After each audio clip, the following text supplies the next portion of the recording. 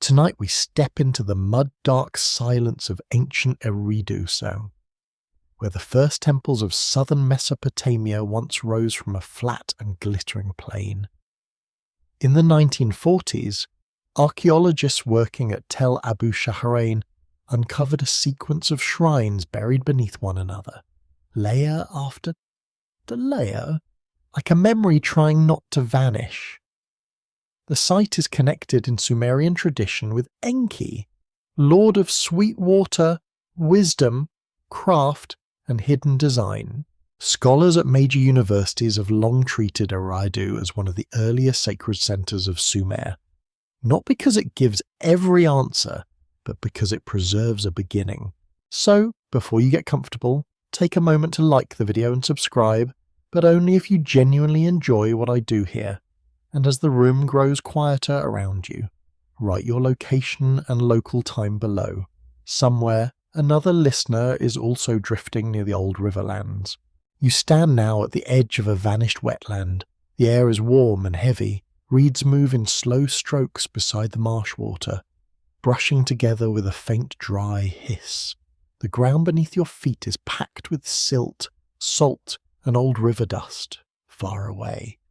The sun lowers over a plain so wide it almost feels unfinished. There are no towering palaces yet. No great empires announce themselves with bronze gates and marching kings. There is only a settlement rising out of water and mud, watched by birds, insects, and the patient sky. In this place, the world seems young but not innocent. It feels arranged. It feels observed. Eridu does not speak loudly. That is part of its power. Its ruins are modest now, softened by time and desert wind, yet the ancient Sumerians placed it at the beginning of sacred history. In their lists of cities, kingship descends from heaven first to Eridu. That detail matters. It places the city not merely on a map, but inside a cosmic order. Records confirm that Sumerian scribes imagined civilization as something given, something lowered into human hands from a realm above ordinary life. And here, in that quiet claim, the mystery begins. Why should one small city near the marshes become the first seat of divine order? Why should Enki, the god of underground fresh water, wisdom, magic, and making, be rooted here? Why should later stories return to this place when they try to explain what humans are and why they exist at all? The answer is not simple.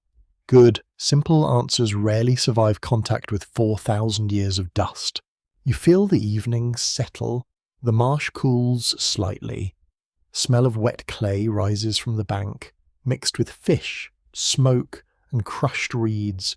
Somewhere nearby, a kiln breathes out the sour warmth of fired brick. A temple worker walks past with a basket on his shoulder, his sandals squeaking softly in damp earth. He does not know he is ancient. He only knows the day has been long. To him, Enki is not an abstract myth. Enki is the hidden water below the ground. Enki is the clever thought that solves a problem. Enki is the god who understands locks, spells, canals, birth, and danger. He is the one who knows how things are assembled. That word matters too, assembled, much later. When people speak of Enki's final genetic legacy, they often bring modern language into very old stories. The Sumerians did not speak in the language of cells, chromosomes, or laboratory glass. They spoke of clay, blood, divine breath, and shaping hands. Yet the symbolic pattern is striking enough to keep returning. Humanity, in these accounts, is not simply born. Humanity is fashioned, not discovered. Mates! A mainstream historical fact can sit beside this mystery without destroying it. Archaeologists have found that early southern Mesopotamian cities depended on organized irrigation, temple households, labor management, grain storage, and written accounting. Research associated with institutions such as the University of Chicago and Oxford has helped show how administration and sacred authority grew together in these early settlements. The temple was not only a place of prayer, it was also a centre of food, work, measurement, and obligation. That makes the myths feel different. When Sumerian stories say humans were created to serve the gods, the idea does not float in empty space. It reflects a world where work, water, grain, and divine ownership are bound tightly together. You can almost hear the baskets of barley being counted. You can almost smell the damp clay tablets before they dry. Still, there is a stranger undertone. Some fringe writers have claimed that Enki was not merely a goher, but a memory of an advanced being who altered early humans. This is not the view held by mainstream historians, and it should be handled carefully, like a cracked tablet lifted from the ground. Dum-dum. Yet the reason the idea persists is understandable. The old stories speak so often of deliberate creation, mixed substance, and a design hidden from ordinary humans that modern minds begin to wonder, perhaps too quickly, perhaps not. The scholarly debate is quieter, but more useful. Some researchers see these creation myths as religious explanations for social labour. Others argue that they preserve older memories of ecological crisis, class formation, and the emotional weight of early urban life. A few suggest that divine crafting stories helped ancient communities explain why humans seemed both animal and godlike, able to dig canals, sing hymns, betray kings, and imagine eternity. That tension never really leaves the human face. You walk closer to the temple mound. Its walls are made of mud brick, sun-dried and pale, with edges softened by years of repair. The building does not glitter. It breathes heat. It smells of dust, oil, and offerings left too long in bowls.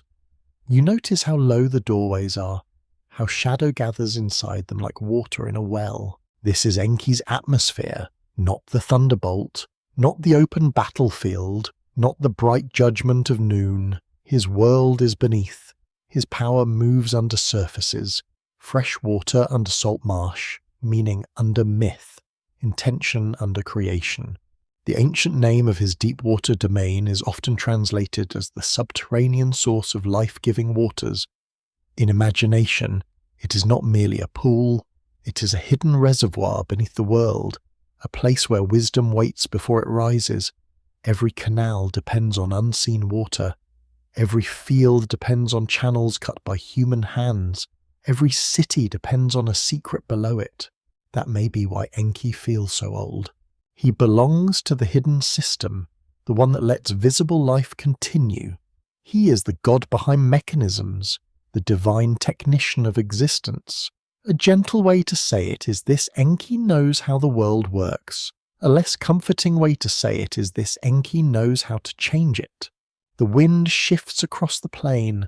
A faint taste of salt touches your lips. Night insects begin their thin metallic song in the reeds. Above the temple, the first stars appear, not as decoration, but as witnesses. The ancient people look upward and downward at once. Heaven gives kingship, the deep gives wisdom. Humanity stands between them, carrying baskets, building walls, asking no small question. Who placed us here? The tablets do not answer with one voice. They murmur, they contradict, they preserve versions of fragments, echoes, and ritual phrases. Some are copied centuries after the oldest traditions began. Some are known through later Akkadian versions, where Sumerian themes are reshaped by different scribes. This is not a clean archive. It is more like a dream that survived by being rewritten. Yet certain images remain stubborn. The gods exist before humans. The gods labour. The gods become dissatisfied. A plan is formed. A being is shaped from earthly substance and divine essence. Human life begins as a solution to a problem the gods no longer wish to carry themselves.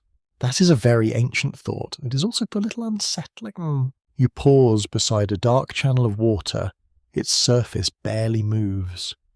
In it, The sky appears broken, as though the stars have fallen into the irrigation ditch and are waiting to be lifted out. Somewhere, a priest recites words you cannot fully hear. Somewhere, a scribe presses signs into clay, not knowing that thousands of years later, strangers will lean over those marks and try to recover the first human purpose. And there, beneath all of it, Enki waits. Not as an answer, not yet, more as a pressure beneath the story, a suggestion, a quiet intelligence associated with beginnings that are not as simple as birth. Around him gathers the question and of inheritance, not only of blood, but of burden. If humans are made, then what were they made to carry if wisdom is given? Then what was its cost if Enki shaped something in us? Why does it feel unfinished? The mud cools under your feet. The temple darkens. The reeds continue their soft, dry whisper. Eridu sinks slowly into night, and the first doorway remains open. Your mind drifts beneath the temple floor, downward through packed clay, reed matting, old ash, and the sleeping bones of walls. The surface world grows quiet above you. Footsteps fade into a dull murmur. The last glow of the marsh sky disappears, and you enter the imagined depth where Enki's power gathers. This is not darkness as emptiness, it is darkness as storage. The ancient people of Sumer knew the terror of salt, heat, and thirst. Their cities lived in a land where rivers could bless the fields or ruin them without apology. Too little water, and the grain failed. Too much water, and the earth became heavy, sour, and drowned. Fresh water was not merely useful, it was sacred because it made survival possible. So Enki's world begins with water, not the storm water that crashes from the sky, not the flood that tears houses from their foundations. Enki belongs to the hidden fresh water beneath the earth, the deep reservoir that feeds springs, canals, marshes, and imagination. In Sumerian thought, this underground source is alive with intelligence. It is a place of beginnings, but also a place of plans. You can almost feel it around you now. The air is cool and damp. The walls gleam faintly, as though rubbed with river clay. A scent rises, mineral and clean, mixed with old reeds and lamp smoke. Somewhere unseen, water taps slowly against stone. Each drop sounds deliberate. Enki is often described as wise, clever, generous, and dangerous in a soft-spoken way. He does not need to shout from a mountain.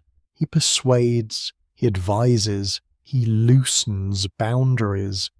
He finds the hidden door in a sealed room, then smiles as if the door had always been there. That smile is important. It is not entirely innocent.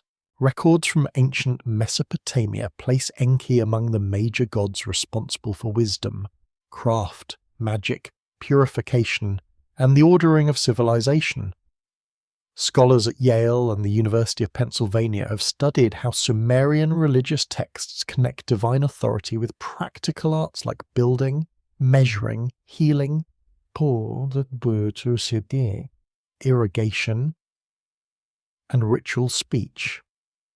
This matters because Enki's sacred role is never only spiritual, it is technical. He is the divine maker who understands the method. In a world without modern machinery, method is power. A canal must be cut at the right angle, a field must be measured, a brick must be shaped, a ritual must be spoken correctly, because the wrong words may not open the invisible lock. Wisdom is not vague sweetness here. Wisdom is knowing what sequence makes a thing happen. You sense why later minds find Enki so fascinating. He is a god of hidden procedures. And when a god of hidden procedures appears in stories about humanity's creation, people begin to listen more closely. The chamber around you widens. It is not a real chamber found by archaeologists, of course, unless some very patient excavation team has been keeping secrets, which would be rather rude.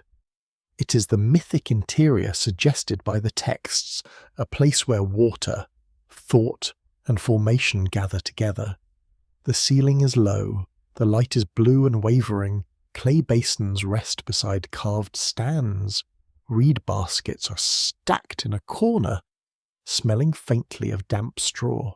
Everything feels ready. Enki's association with fresh water also makes him a guardian of fertility and life. The garden, the womb, the canal, and the temple basin all belong to a shared language of flow. Water enters dry ground, and green shoots rise. Water cleanses the body, and ritual order returns. Water moves beneath the land, and the city continues breathing.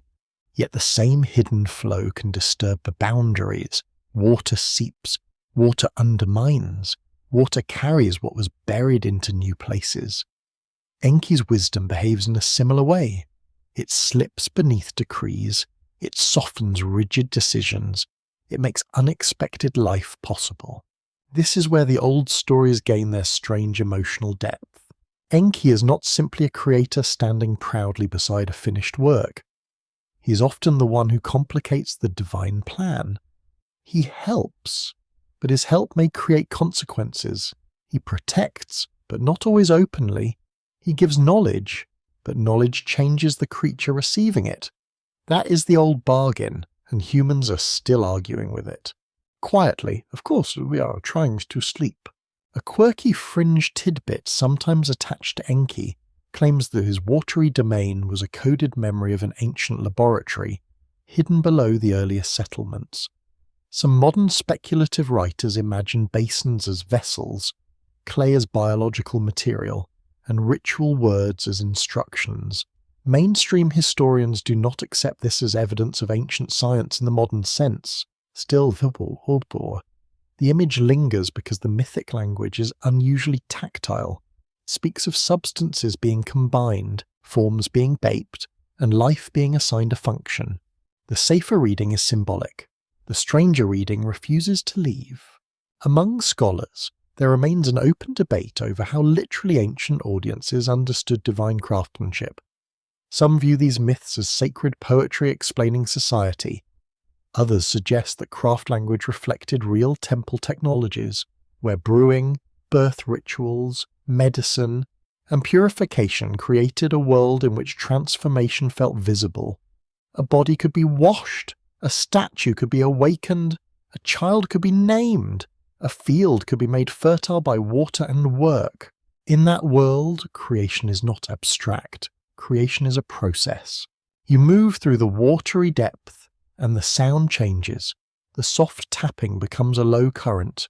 You smell cedar oil now, perhaps from a ritual chest, perhaps from a memory that has drifted in from another temple. A cold smoothness brushes your fingertips. It may be stone, it may be polished shell. It may be the edge of some old vessel used to hold clean water before dawn. Enki's followers would have understood purity as something active. Water does not merely sit in a bowl, it prepares. It separates the ordinary from the sacred. It lets a person approach the god without carrying the full dust of daily life. In a land of mud brick and sweat, purification must have felt deeply physical. You wash, and the world resets. This resetting power belongs to Enki's deeper character. He restores order when something has gone wrong. He repairs confusion with cleverness. He provides the idea that prevents collapse. Yet his repairs rarely return things exactly as they were. They produce a new arrangement, a new balance, a new hidden cost. That is why Enki's legacy feels less like a single act and more like a system. The Sumerian imagination was comfortable with layered reality. A city was not only a city, it was a divine institution, a household, a labour machine, a ritual body, and a point of contact between heaven, earth, and the deep. A human was not only a human, a person was worker, worshipper, family member, dreamer, offender, and possible vessel of divine purpose. Enki stands at the crossing of these layers. He watches the canal, but also the mind that designs it. He blesses fresh water, but also the clever hand that channels it. He is near birth, but also near the strange question of why birth produces beings who can question their makers. That is not a small gift. It may not even be a safe one. You hear a distant sound above, softened by earth and water. It might be a temple hymn. It might be a worker calling to another at the canal bank. It might be your own room settling around you as night deepens. The myth allows all of it to blend. The god below fresh water does not need a throne of fire. His throne is the hidden spring. His crown is the idea that arrives just in time. His weapon is the quiet solution no one else considered. In the oldest stories, this makes him beloved. It also makes him difficult to control. And perhaps that is the first real clue. If Enki leaves a legacy in humanity, it may not be a mark visible in bone or blood. It may be the inward current that refuses simple obedience. It may be craft, curiosity, sympathy, the urge to open a sealed thing and see how it works, the dangerous tenderness of intelligence. Beneath the city, the water continues moving. No one sees it, yet everything depends on it. For a moment, it feels as though your hands rest above a table of clay tablets, each one small enough to lift, yet heavy with a world that refuses to die. They are not smooth, their surfaces are scarred by wedges, dents, broken corners, and the pressure of long vanished fingers. Some signs are sharp and careful, others look tired, as though the scribe had been copying by lamplight while his back complained quietly, "Very relatable, but well, honestly." The room around you is narrow and warm. A reed lamp trembles in a shallow bowl of oil. Wax smoke and bitumen drift together in the air, leaving a bitter taste at the edge of the tongue. Outside, sandals scrape on packed earth. Inside, the tablets wait in rows, drying slowly, carrying fragments of gods, cities, kings, workers, and the mysterious beginning of human life. Ancient Mesopotamian writing began, in part, as administration. This is a mainstream historical fact, confirmed by the earliest tablets from cities such as Uruk, where signs recorded grain, livestock, labour, beer, and temple goods. Researchers at the University of Chicago have shown how early writing grew from counting systems into a tool for literature, law, ritual, and royal memory. The first written marks were not love poems or grand philosophy. They were lists. That feels almost too human. Before the great myths were copied, someone needed to count sheep. Someone needed to track jars of oil. Someone needed to know who had received barley and who was still pretending the delivery had not arrived. Civilization begins with awe, yes, but also with paperwork. And then, gradually, the tablets begin to remember more. The old myths of human creation do not come to us as one perfect book. They arrive as broken compositions copied across centuries, translated between Sumerian and Akkadian, preserved in school exercises, temple libraries, and palace collections. One tablet may hold a beginning, another may preserve a speech, a third may contain a damaged line where the most important word has flaked away. Because time has a cruel sense of timing, you lean closer and the marks become tiny shadows. A scribe once pressed a reed stylus into soft clay, making signs that described gods who existed before human labour. The gods dug canals, they maintained the earth, they carried the burdens that later people would carry with them. Then came unrest, complaint, and the search for relief. In some traditions, humanity appears as a solution to divine exhaustion, not as an accidental miracle, not as a wandering animal suddenly noticed by heaven, a solution. The idea is calm on the surface, underneath it is unsettling. The tablet suggests that human purpose begins in labour. You are formed into a world already divided between command and service. The gods require food, order, music, temples, offerings, and fields. Humans enter the story as the ones who provide these things. It is not the tender beginning a modern person might prefer. No one opens the myth by saying, "Let us create beings so they may enjoy weekend brunch and meaningful hobbies." Ancient theology is not always cuddly, yet the records do not make humans meaningless. That is the deeper twist. If humanity is created to work, then human work becomes sacred. A canal is not merely a ditch. A loaf of bread is not merely food. A hymn is not merely sound. The human body becomes part of a cosmic arrangement, carrying divine needs into the dusty rhythm of the day. The old tablets place ordinary life inside a vast invisible system. A quirky fringe tidbit sometimes claims that missing lines in creation tablets conceal the most important part of the human origin story. Speculative writers imagine a suppressed formula, a forbidden description of divine mixing, perhaps even instructions the later scribes refused to preserve. Mainstream scholars would raise an eyebrow at this, gently but firmly. Damage usually comes from age, burning, burial, reuse, and excavation history. Clay breaks because clay is breakable. Still, brokenness has its own atmosphere. When a tablet is incomplete, the mind steps into the gap. A missing verb becomes a doorway. A cracked name becomes a secret. A lost passage becomes whatever the anxious human imagination needs it to be.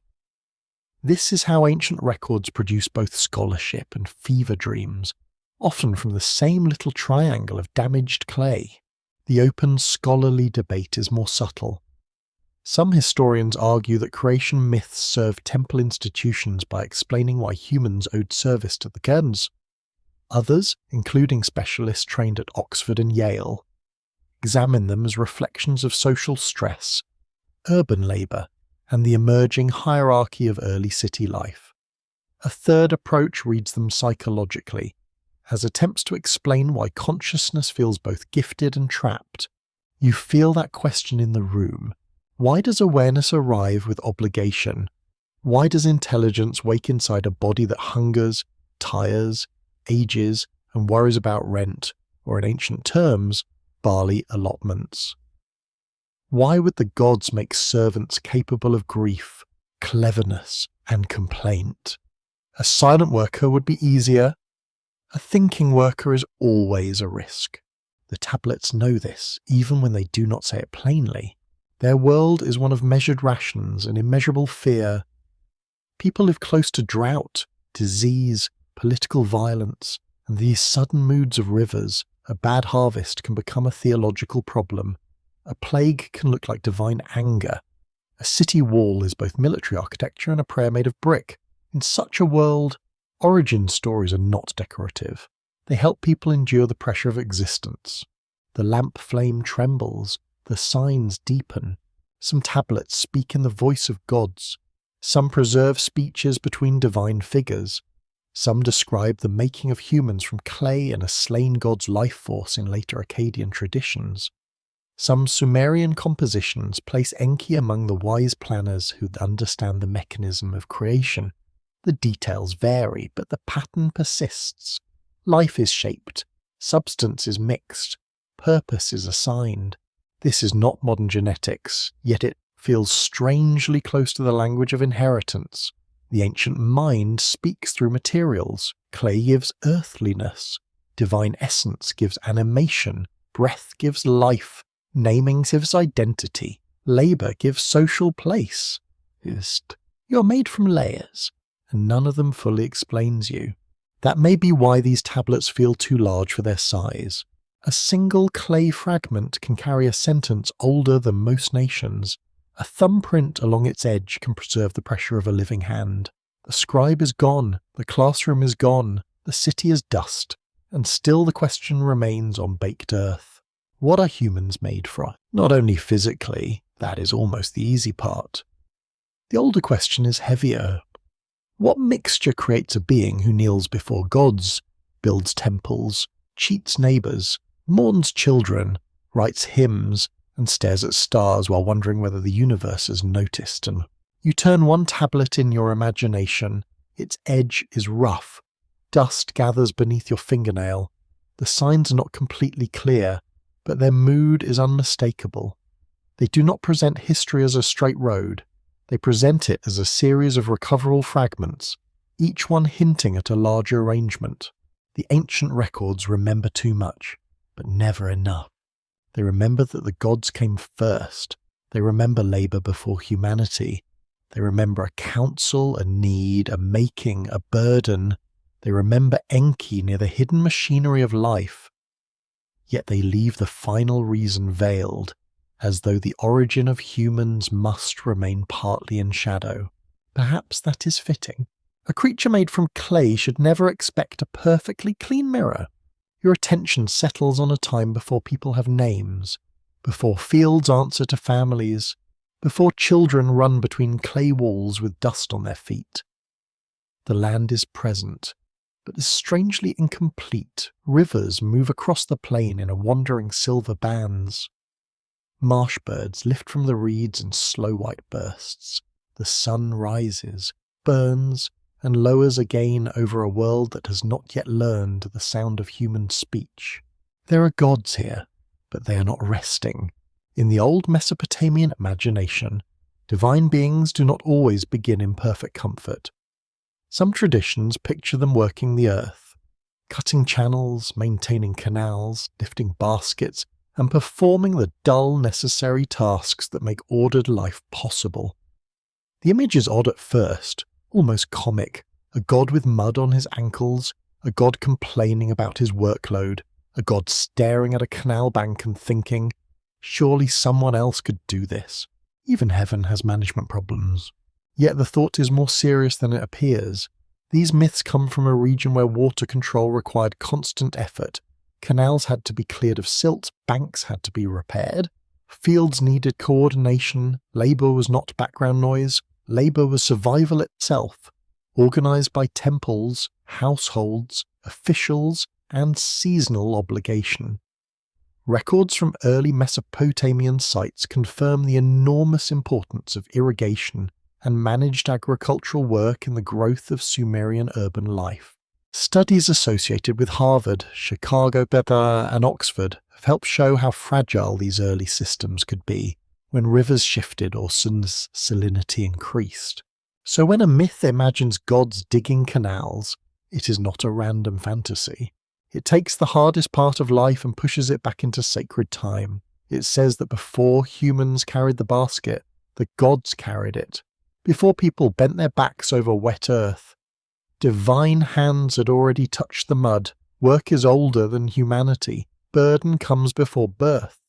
That is a strange kind of origin. You stand in that pre-human landscape, and it is quiet in a way no city can understand. There is no chatter from markets, no grinding stones, no lullaby behind a reed door, no argument about grain portions, only wind, insects, water, and the low groan of effort imagined in divine bodies. The air smells of damp earth and bitter plants. Heat gathers in the hollows of the land. Reeds slap softly against one another in the river breeze. Mud sucks at unseen feet. A basket creaks under a weight of clay and silt. Somewhere a god curses under his breath, though politely one hopes, since this is a calm evening. The Sumerian and Akkadian traditions differ in their details, but several preserve the memory of a world where gods require relief. This is where the hidden timeline widens. Humanity does not appear at the beginning of everything. Humanity enters later. When the divine order already has pressure inside it, the world has structure before you arrive. There are ranks, tasks, needs, complaints, and rules. You are not the first thought. That idea can feel humbling, almost cold. Modern people often like to imagine themselves as the point of the story. Ancient Mesopotamian myths are less flattering. They place humans in a system already underway, like workers arriving after the job has become unbearable to those above them. The first human role is not ruler of creation, it is replacement labour. And yet replacement is not nothing. A replacement must be capable. A servant must understand commands. A caretaker must know seasons, tools, animals, and ritual duties to serve the gods properly. Humans require intelligence, and they must be shaped well enough to manage the world on behalf of beings who no longer wish to handle its daily mud. There is the quiet problem. If you create beings clever enough to maintain order, you may create beings clever enough to question it. If you give them hands for digging, you give them hands for writing. If you give them memory for ritual, you give them memory for pain. The ancient stories do not always announce this danger, but it lies beneath them like water under baked earth. A quirky fringe tidbit attaches itself to this pre-human age and refuses to leave the room.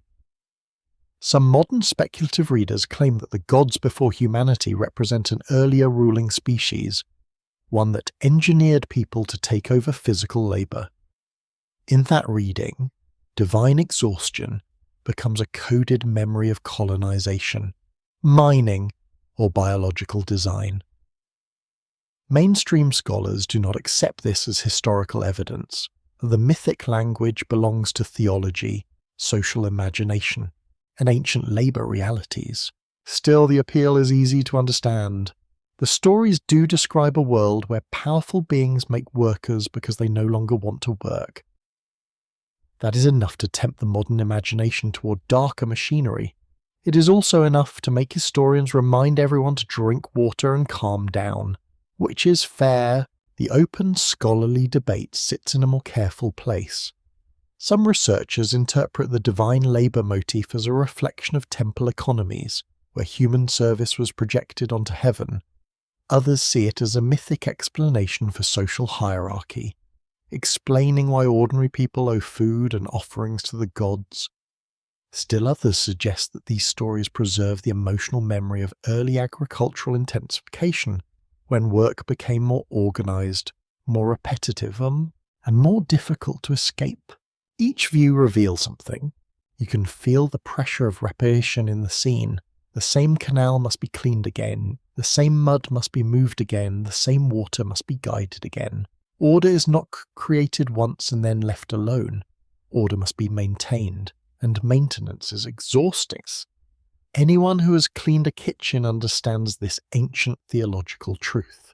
The gods complain because the universe has chores. That little sentence sounds almost silly, but it carries a heavy meaning.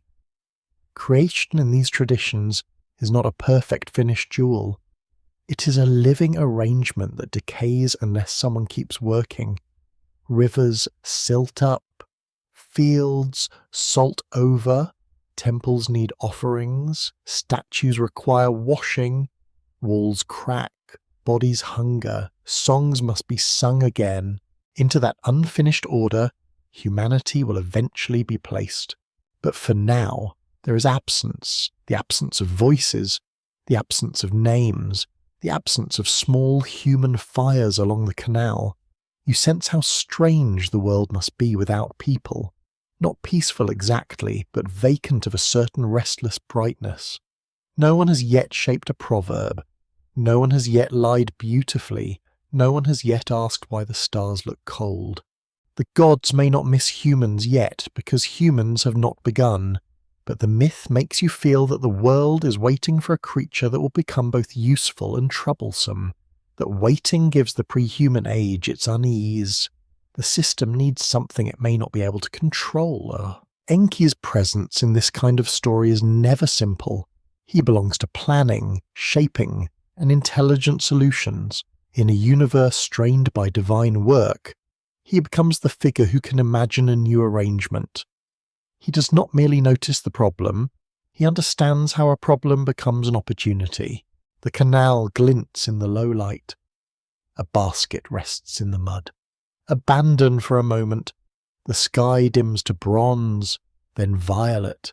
No human eyes watch it yet, but you do, standing inside the myth's deep silence.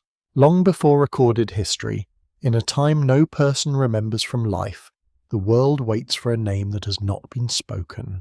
That name is humanity. In your ears, the echo changes into voices gathered in a high and shadowed hall, where the gods sit in council and the air tastes of heat, incense, and irritation. This is not the shining serenity people often imagine when they think of divine beings. The atmosphere feels closer to a long meeting after a bad harvest, when everyone is tired, everyone knows something must change, and nobody wants to carry the blame. A low lamp burns near the wall. Its flame trembles in a draught from an unseen doorway. The floor is packed clay, polished by feet and ritual sweeping. Around the chamber, the great powers of the old world take their places, not as distant decorations in the sky, but as personalities with rank, appetite, fatigue, and pride. The gods have worked too long. In several Mesopotamian traditions, the lesser gods become exhausted by maintaining the world. They dig waterways, handle earth, and bear the daily weight of order. Their complaint grows from muttering into protest. The old stories do not describe rebellion as a sudden explosion, but as the slow gathering of pressure. A basket lifted once is nothing. A basket lifted forever becomes a theological crisis. Records from Mesopotamian literature confirm that divine assemblies played a central role in how ancient people imagined cosmic decision-making. Scholars at Yale and the University of Chicago have studied how councils of gods mirror the political and legal structures of early city life. Divine decisions are debated, announced, challenged, and enforced. Much like decrees among human rulers, heaven apparently has procedures. One almost feels sorry for the scribe assigned to minutes. You sense the strange dignity of this idea. The universe is not governed by one simple command. It is administered through discussion, hierarchy, persuasion, anger, and compromise. The gods meet because the system is strained. Their labouring members have reached the edge of obedience. The burden must be shifted, but the solution must not threaten the order they wish to preserve. So the question rises in the chamber: who will work? The silence after that question feels enormous. It settles over the divine council like dust on a sealed jar. To create a servant being is not a small administrative reform. It changes the arrangement of existence. It introduces a new species into the sacred economy. It places flesh between divine need and earthly maintenance. Practical, yes. Unsettling? Absolutely. In this old imagination, humanity begins not with romance, but with a problem of labour. The gods do not ask first what humans might dream. They ask what humans might do. Can they dig? Can they carry? Can they cultivate fields? Can they bring offerings? Can they maintain temples, sing hymns, and keep the flow of food moving toward heaven? The council thinks in functions. That is what makes the story feel so old and so strangely modern. A being is proposed because a system requires workers. The divine world seeks efficiency. The living world needs maintenance. The answer is not to reduce desire, simplify ritual, or abandon canals. The answer is to make someone else responsible. A very ancient solution, sadly. Yet the myth does not reduce the gods to villains. It shows them as powers caught inside their own order. They have built or inherited a cosmos that needs constant tending. Even divine authority cannot escape the demands of mud, water, grain, and ritual. To rule a world is to become dependent on those who maintain it. That dependency is dangerous. You listen as the voices deepen. One god demands relief. Another warns against disorder. Another insists that rank must be preserved. The chamber grows warmer, filled with breath, lamp smoke, and the faint scent of resin. Outside, in the imagined dark, canals glimmer under starlight, still waiting to be cleared. Enki's role in such a moment is quietly decisive. He is not merely a god among gods, he is the one associated with clever designs, hidden knowledge, and workable solutions, where others may argue about power. Enki thinks about mechanism. How can a new being be fashioned? What substance is needed? What law must be bent? What part of divine life can be transferred without ruining the hierarchy entirely? He listens. That listening matters, because wisdom in these stories is often less about declaring and more about perceiving the hidden shape of a problem. Enki sees that the council is not only asking for servants, it is asking for a new boundary between divine and human, between command and obedience, between sacred essence and clay. The boundary will have to hold. A quirky fringe tidbit claims that the Divine Council resembles a remote planning committee for controlled human development, with Enki as the specialist in biological design. Some speculative readers imagine the gods debating not mythic labour, but the engineering of a modified worker population. Mainstream historians do not treat this as evidence.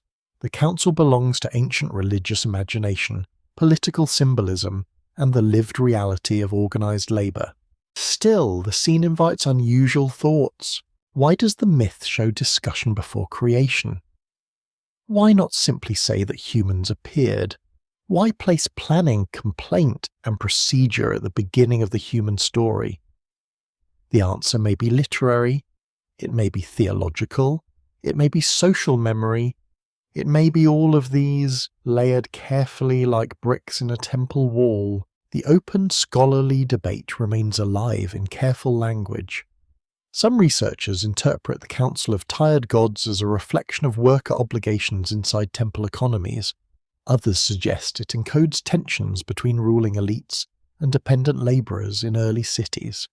A different school of thought views it as a meditation on mortality, asking why humans carry burdens that even gods find intolerable. That final thought lingers. Humans are not merely assigned work. Humans inherit a burden that existed before them. In the mythic logic, your aching hands belong to a story older than your species. The tiredness of the body is not an accident. It is woven into the first reason for your makings. You feel the weight of that in the hall. A god speaks of fields, another speaks of offerings, another remembers the noise of protest among the labouring divine powers. The council cannot ignore the unrest. Cosmic order depends on obedience, but obedience frays when labour has no end. Something new must absorb the strain.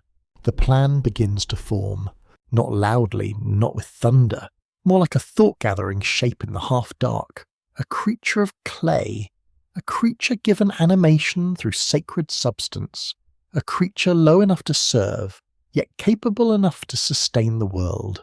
It must be durable, fertile, teachable, and bound to need.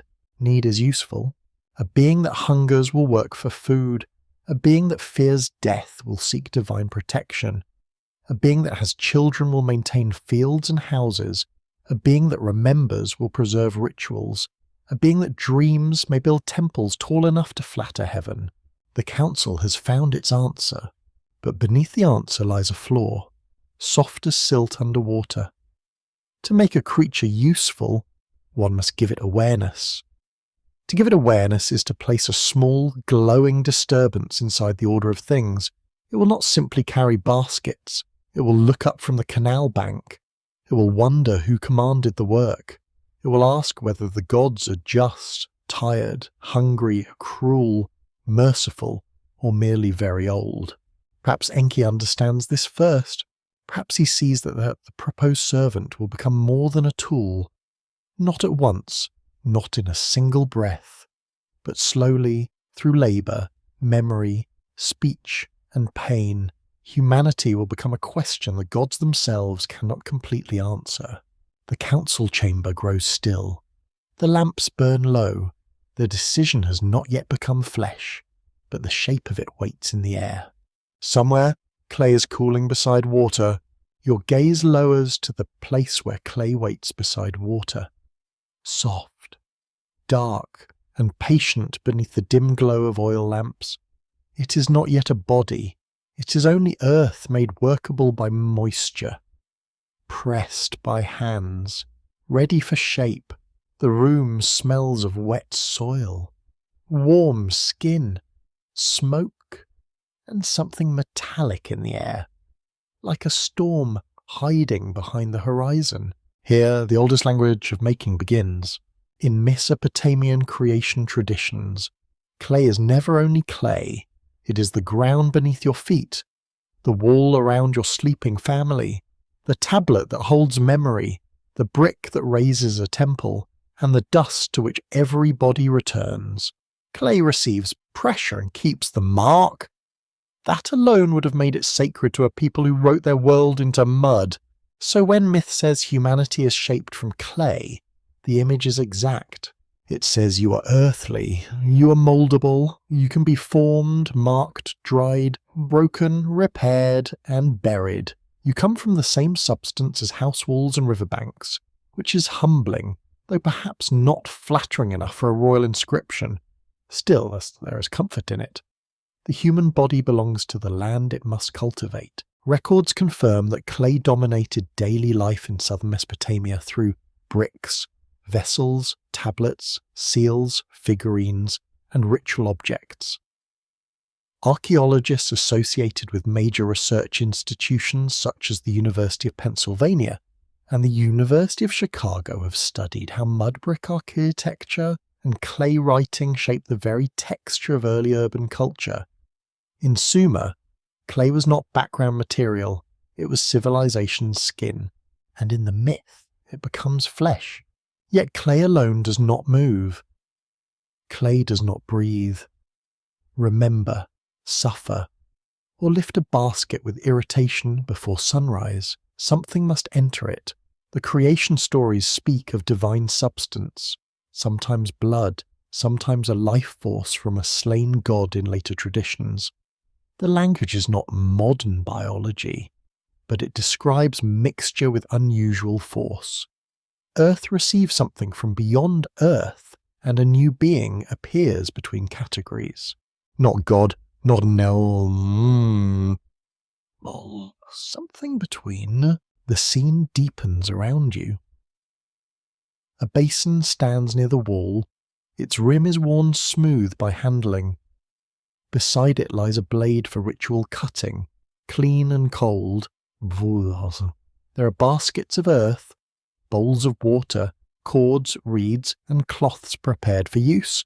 The objects are simple, yet they feel arranged according to a knowledge older than speech. Enki stands close to the process, not necessarily with hands covered in clay, though the image is tempting. He is present as the mind that understands combination. He knows that no single ingredient is enough. A human must be made from dependence and spark, obedience and restlessness, weakness and strange resilience. The creature must bend, but not collapse. It must think, but not overthrow the heavens too early. A delicate recipe, really. In the old stories, creation is often communal. A mother goddess may shape, Enki may advise, other powers may approve the plan. This prevents the act from feeling like one god's private experiment, becomes a ritual of cosmic necessity, performed under pressure, watched by those who need the result. That makes the birth of humanity feel both sacred and bureaucratic, which is a very Mesopotamian combination. A quirky fringe tidbit claims that the mixing of clay and divine blood preserves a memory of deliberate genetic alteration. According to this modern speculation, clay represents the earthly body, while divine blood represents an inserted inheritance from superior beings. Mainstream scholars do not accept that reading as evidence. Ancient texts use ritual, poetic, and symbolic language, shaped by theology rather than laboratory observation. Still, the myth does speak about transferred essence. That is why the idea refuses to fade completely. Blood in ancient thought can mean kinship, life, guilt, power, and memory. Clay can mean body, mortality, and earthly limitation. When these are joined, the result is not merely a servant, it is a being carrying a contradiction inside itself. You are mud that dreams. You are earth that questions the sky. The open scholarly debate turns on how to understand that contradiction.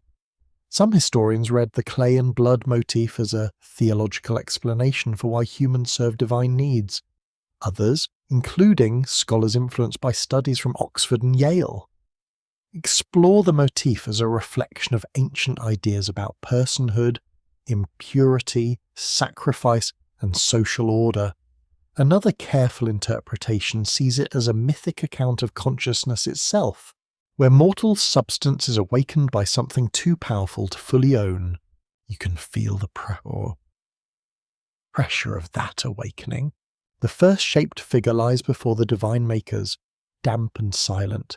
Its limbs are incomplete in the imagination, more suggestion than anatomy. The face has no expression, the mouth is closed, the chest does not rise. It is a human form only in promise, like a word waiting for breath. Whoa. Then comes the moment no tablet can fully explain. The divine element enters. There is no need to picture violence. The old myths do not require noise. The transfer may be ritual, whispered, solemn, and terrifyingly calm. A life essence passes into clay. A boundary opens. The earthly shape receives animation, and what was material becomes aware. The chamber does not thunder. Perhaps the lamp simply flickers. That is enough. The body stirs. Moist clay becomes skin. The closed mouth parts. Air enters, and with it comes hunger, confusion, and the first fragile thread of sensation. The new being does not yet know fields, gods, tools, grief, or the taste of barley beer. It only knows that it is. Imagine that third year. Goth. It would not sound heroic. It might be wet, small, startled, almost embarrassing. Creation is rarely as elegant from the inside as it appears in temple art. A newborn life arrives confused, sticky, and completely unprepared for divine expectations. Heaven wants a workforce. The creature wants to understand light. Already, the plan has complications. The clay body can labour, yes. The divine spark can animate, yes. But the mixture creates something no counsel can perfectly predict. A human servant may become devoted. A human servant may become resentful. A human servant may sing hymns in the morning and complain by noon. A human servant may bury the dead, remember injustice, and carve stories into clay that outlive kings. Enki's legacy begins to look less like control and more like risk. If he helps design humanity, then his wisdom enters a dangerous bargain. He creates a being capable of fulfilling divine need, but also capable of inheriting divine restlessness. Perhaps that is the final genetic legacy in symbolic form, not a hidden strand inside the blood, but a pattern of contradiction passed through every generation. You are made to serve, yet you seek freedom. You're made of earth, yet you imagine eternity. The chamber cools as the night deepens. Water beads on the inside of the basin. The clay floor presses gently against bare feet. Somewhere outside, the first canal waits for hands that have only just learned to move. The gods have solved their labour problem, but they have created another mystery. A shaped thing has awakened, and it has begun to breathe. For a moment, the room narrows into a birth chamber, warm with breath, oil smoke, and the soft rustle of woven mats. The clay figure is no longer only a shaped object, it has crossed into danger, because anything that receives life must also receive weakness. A body may be designed by gods, but it still arrives helpless. This is where Ninhursag enters. She is remembered under several names in Mesopotamian tradition. A mother goddess connected with birth, mountains, fertility, and the shaping of living beings. Her presence changes the mood of the creation story. Enki may hold the clever design, the deep water, and the hidden method, but the birth chamber belongs to another kind of power. It belongs to gestation, pain, naming, and the delicate cruelty of becoming alive. The air feels different around her. There is less cool water now, and more heat. You smell wool, milk, crushed herbs, and the sharp mineral scent of damp clay. A low bowl holds water for washing, Another holds oil. A cord lies coiled beside a reed mat. The chamber is not grand, but it is serious. Because here the cosmic plan must pass through flesh. A mainstream historical fact gives this scene its earthly weight. Archaeological finds from Mesopotamia include many female figurines, birth-related amulets, and ritual texts concerned with pregnancy, infancy, and protection. Scholars at institutions such as the University of Pennsylvania and Cambridge have studied how ancient households used charms, prayers, and divine names to guard mothers and newborn children.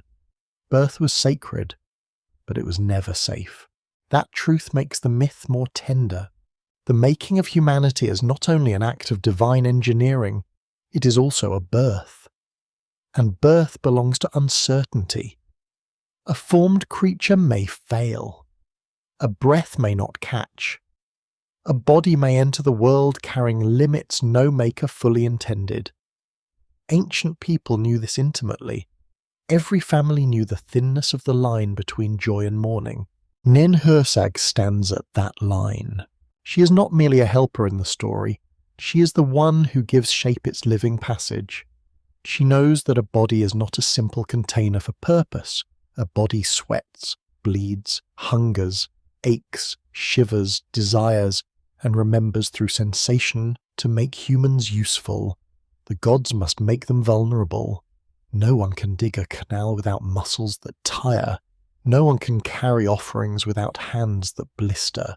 Civil bodies suffer. That is the quiet bargain hidden in the chamber.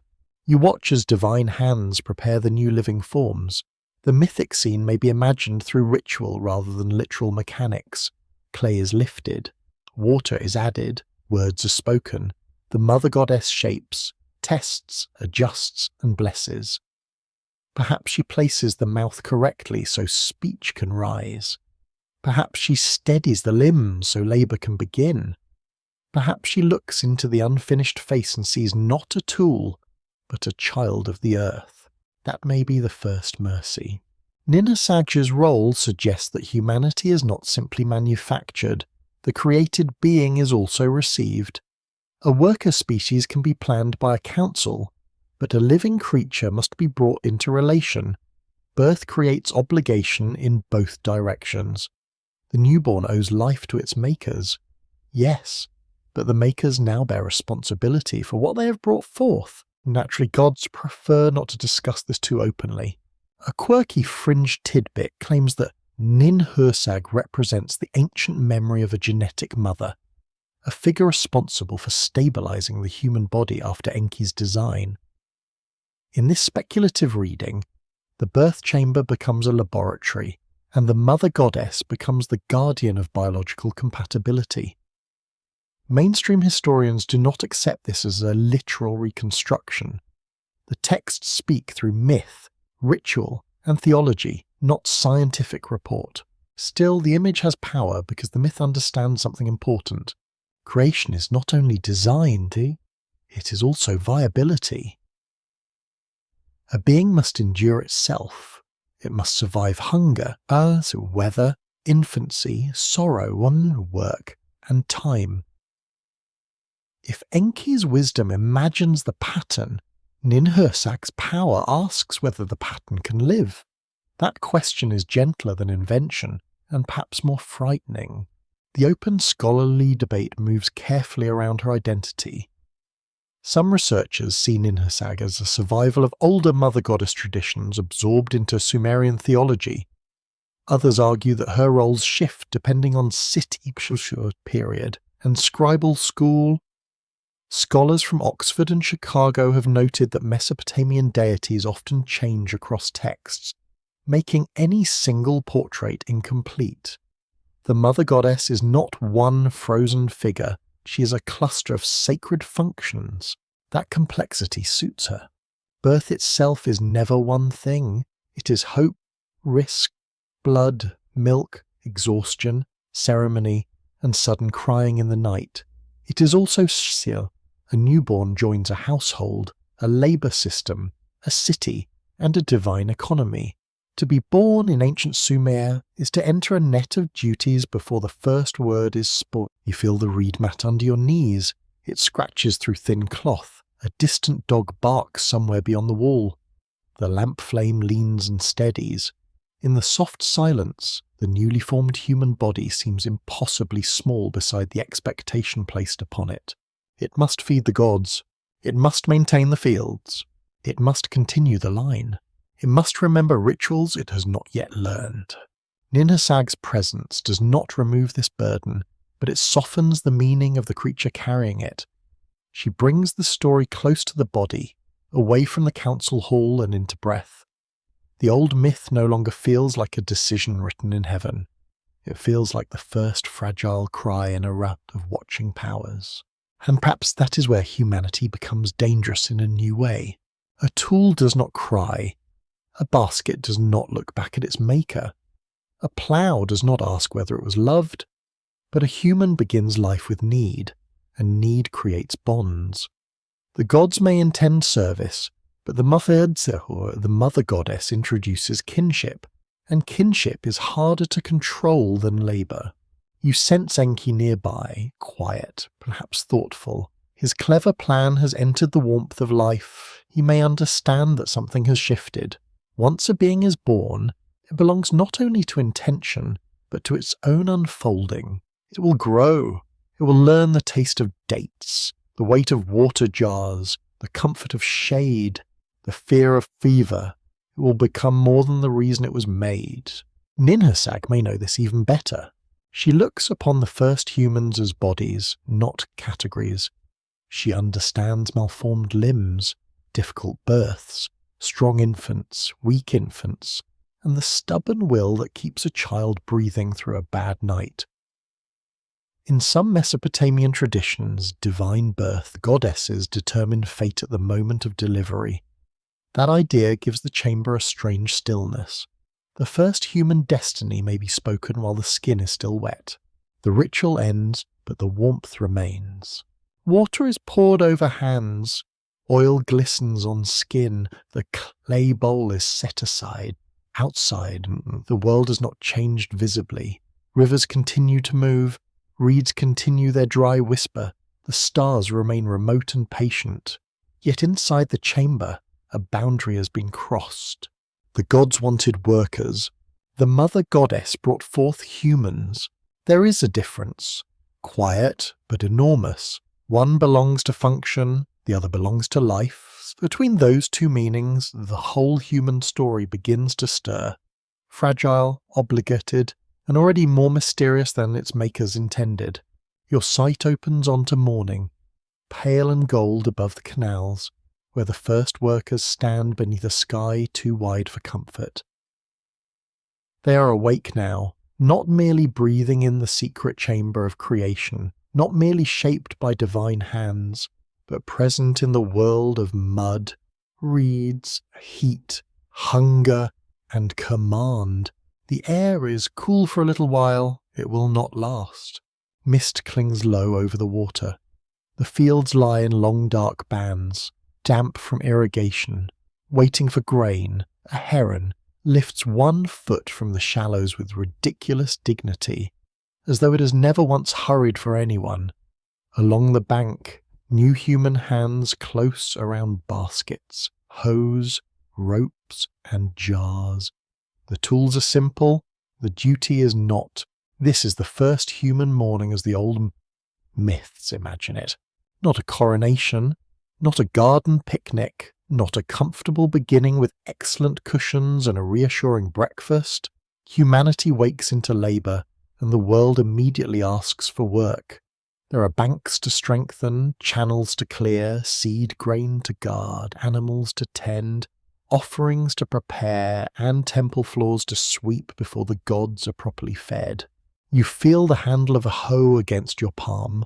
It is rough wood, smoothed where other hands might someday grip it. The mud is cold around your ankles. Gnats gather near your face, somewhere behind you. A supervisor calls out measurements, and already civilization has discovered the ancient art of sounding impatient. A mainstream historical fact grounds this vision firmly. early Sumerian cities depended on large-scale coordination of agricultural labour, storage, craft production, and temple offerings. Archaeologists and historians from institutions such as the University of Chicago, Harvard, and Oxford have shown that temple households helped organise workers, redistribute grain, and maintain religious duties. The sacred and the economic were not separate worlds. They shared the same baskets. That is crucial. When the myths say humans were made to serve the gods, the phrase reaches into everyday life. Service means producing food, it means maintaining the temple estate, it means making beer, grinding grain, carrying water, weaving cloth, cutting reeds, and singing ritual words at the proper time. The divine order is fed through human hands. The gods do not eat like humans, perhaps, yet their statues receive meals. In Mesopotamian temples, offerings of bread, beer, dates, meat, incense, and oil were presented before divine images. The statue was treated not as decoration, but as the living presence of the god within ritual space.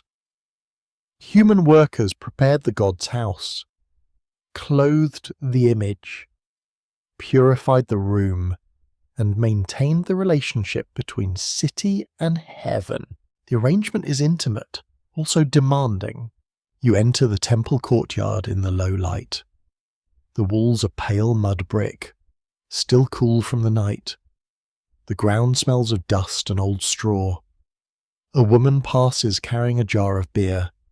A man lifts a basket of barley. A child watches from a doorway, solemn as a tiny judge, probably because children have always understood more than adults prefer. The work is ordinary, but the myth gives it cosmic weight. A loaf set down before a god is not just food, it is evidence that the human species is performing its assigned role.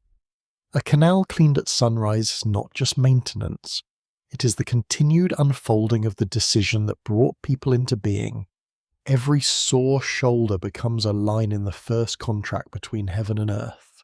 That contract is not written in polite language, it is written in hunger. Human beings need food, water, shelter, children, and protection. The gods need offerings, praise, order, and labour. Each side depends on the other, though not equally. The gods command from above and below. Humans bend under sun and law, yet dependence creates a strange thread between them.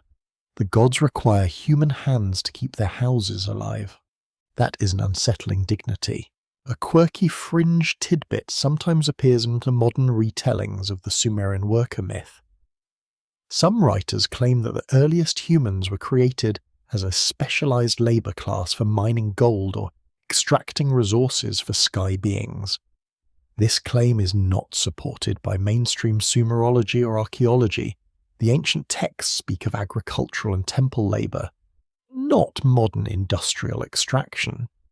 Still, the speculation survives because the myth does describe humans as purposeful creations for work. The real story is already strange enough. You do not need gold mines in the stars when canals under the Mesopotamian sun are exhausting by themselves. A person knee-deep in mud, clearing silt hour after hour, would not require a science fiction explanation to understand burden. The ancient world was physical, it pressed on the back and the hands, the knees, and the breath. The open scholarly debate turns towards social meaning. Some historians interpret these myths as religious justifications for organised labour and tribute. Others see them as meditations on the unavoidable nature of work in early agricultural civilization. Scholars at Yale and Stanford have explored how ancient myth often explains social order by placing it in sacred time, making human obligations seem woven into the structure of the cosmos. That idea is powerful. If work begins with the gods, then work is not merely imposed by a local official, it belongs to the way the world was arranged. That belief could comfort exhausted people by giving their labour meaning. It could also bind them more tightly to systems they did not choose. Myth can soothe, myth can organize, myth can also quietly discipline. You feel that double edge as the day grows hotter. The mud warms under your feet. Sweat gathers at the neck. The smell of water changes as the sun rises, turning heavier, greener, more alive. Men and women move along the canal, lifting, cutting, carrying. Their bodies create rhythm. Step, bend, lift. Step, bend, lift. The first music of civilization may have sounded very much like work. And still, human life is not only labour. By evening, fires will burn near houses, grain will be ground, someone will laugh, someone will tell a story about a foolish neighbour, because no civilization can survive on theology alone. Children will sleep beside walls made from the same clay that shaped the mythic body. A tired worker may look at the stars and wonder whether the gods ever get tired anymore. That question is dangerous. The earliest human role may be service, laborieux, but service does not erase inward life. A worker has memory, a worker has jokes, a worker knows injustice when rations are short, a worker can make a song soft enough to pass as obedience, yet sharp enough to carry complaint. The gods have gained labour, but the world has gained voices. Enki's gift, if one is hidden here, may be that humanity is not perfectly passive. The created worker is useful, yes, but also inventive. A person learns how to clear a canal better, then how to measure a field, then how to store grain, then how to mark numbers, then how to press memory into clay. The tool user becomes the record keeper, the servant becomes the storyteller. This is no small transformation. You stand at the edge of the first fields as afternoon light spreads across the water. Dragonflies flicker above the channel. A reed basket leaves a red mark on a shoulder. From the temple comes the smell of bread offered to a god who cannot be ignored. The day has been long, Lord, and still the world asks for more. The first workers wake into obligation, but they do not remain only workers. They become the keepers of the gods' houses, the makers of cities, the singers of hymns, the carriers of grief, and the clay-handed ancestors of every later question. They begin with baskets and canals. They continue with memory. The sun lowers and the tools are set down. For a breath, the labour stops. Your mind drifts from the canal bank into the quieter chambers of the human mind, where something more subtle than strength begins to move. The first workers can lift baskets, yes, and they can cut channels through the mud, but their hands do not remain simple instruments. They begin to adjust, they test, they remember, they find better ways. That is where cleverness enters. In the old stories, Enki is not only connected with the making of humanity, he is also associated with wisdom, craft, magic, purification, and the arts that make civilization possible. His presence gathers around moments when a problem needs more than force. A blocked canal does not yield to anger alone. A cracked jar cannot be shouted back together. A ritual mistake cannot be solved by pretending nobody noticed. Although one imagines someone tried, human beings need skill. You are standing now near a workshop beside the temple precinct. The room is shaded, cooler than the fields, with a packed earth floor and walls marked by soot. A potter turns damp clay between steady palms. A reed worker trims stems with careful pressure. A scribe sits nearby, shaping signs with a cut reed, frowning slightly at the tablet as if the clay itself has personal opinions. The smell is rich and layered: wet clay, wood smoke, wool grease, date syrup from a jar left open too long, somewhere outside. A donkey complains with astonishing commitment. Inside, small acts of intelligence accumulate like dust in sunlight. This is not separate from myth. A mainstream historical fact gives this moment its foundation. Sumerian cities produced remarkable advances in writing, mathematics, legal administration, cylinder seals, monumental building and irrigation management. Scholars from Oxford and Yale and the University of Chicago have shown that early Mesopotamian scribal culture preserved not only accounts, but also hymns, proverbs, lexical lists, and learned traditions. Knowledge became organized, taught, copied, and protected. That matters because Enki's gift is never only private cleverness. It is shared technique. It is the ability to pass a method from hand to hand, from teacher to apprentice, from parent to child, from scribe to student. A single clever worker can solve one problem. A culture of remembered cleverness can build a city. You watch the potter press thumb and palm into turning clay. The vessel rises slowly, wobbling, then steadies. The shape is not forced all at once. It is coaxed. Pressure is applied, released, applied again. Too much strength ruins the wall. Too little leaves it shapeless. The craft depends on listening through the fingers. There is something very Enki-like in that. Wisdom, in this older sense, is not merely knowing lofty secrets. It is knowing how much pressure a thing can bear before it collapses. A canal bank, a political decree, a human heart, a city, perhaps even a species. The ancient Sumerians imagined civilization through divine gifts called powers or offices, the sacred patterns that govern kingship, priesthood, craft, music, writing, and social order. Some traditions connect Enki with the keeping and distribution of these powers. In narrative terms, he holds the hidden library of how life becomes organized. You can almost picture it. Not a library with shelves and polite silence, though that would be pleasant, rather.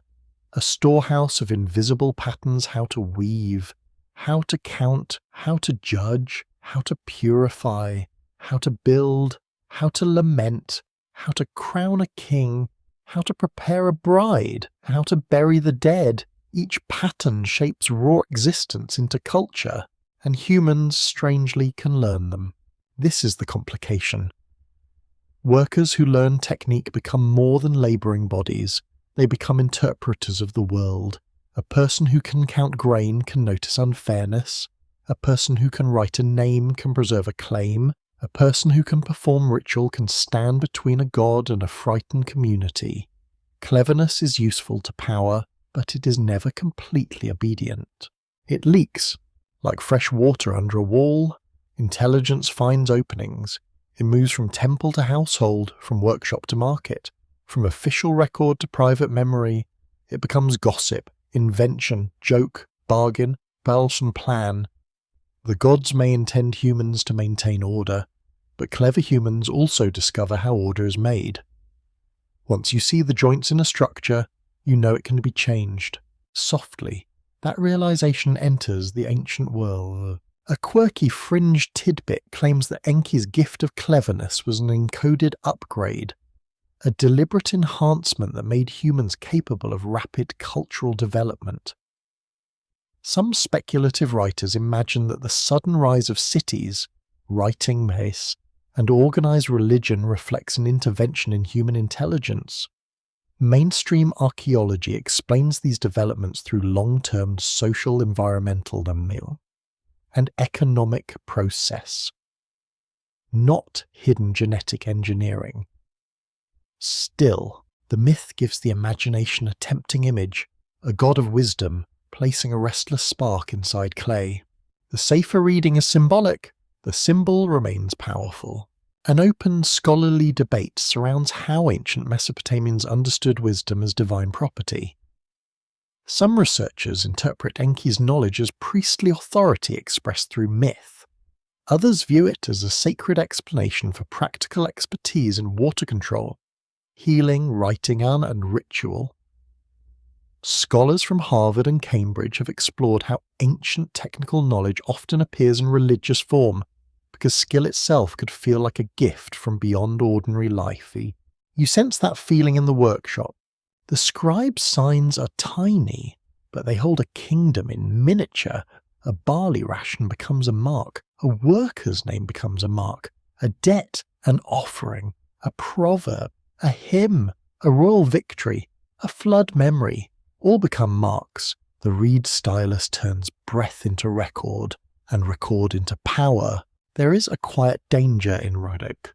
A spoken command disappears into air. A written tablet remains. It can be carried, copied, hidden, broken, sealed, or read by someone not intended to hear it. Writing gives memory a body, and memory is one of humanity's most dangerous tools. It lets the servant compare today with yesterday. It lets a city remember promises. It lets a myth survive long enough to accuse its makers. No wonder Enki's gift feels double-edged. You walk past the scribe and into a courtyard where musicians tune lyres. Their strings make soft, uneven notes in the heat. A brewer stirs a vat with slow patience. A healer sorts plants by smell and texture. A metalworker studies the colour of ore, waiting for the moment when ore becomes something else. Everywhere, transformation depends on timing. Clay into pot, grain into beer, ore into blade. Sound into hymn, child into worker, worker into ancestor. The world becomes a chain of changes, each one learned and repeated. Enki's wisdom moves through these changes like hidden water. It does not erase hardship, but it gives humans a way to negotiate with it. A clever hand can improve a tool. A clever mind can remember a flood season. A clever community can store grain against hunger, but cleverness also awakened longing. Once people learn that problems can be solved, they begin to ask why suffering remains. Once they build temples, they begin to wonder why gods need houses. Once they learn ritual words, they begin to suspect that divine silence may have structure.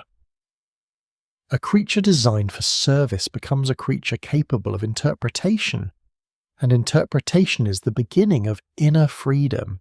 That may be Enki's quiet rebellion, not open war against the divine order, nothing so loud, more like the gift of a lamp inside a closed room. The room is still closed, but now you can see the walls, the latch, the dust, and perhaps the outline of a door.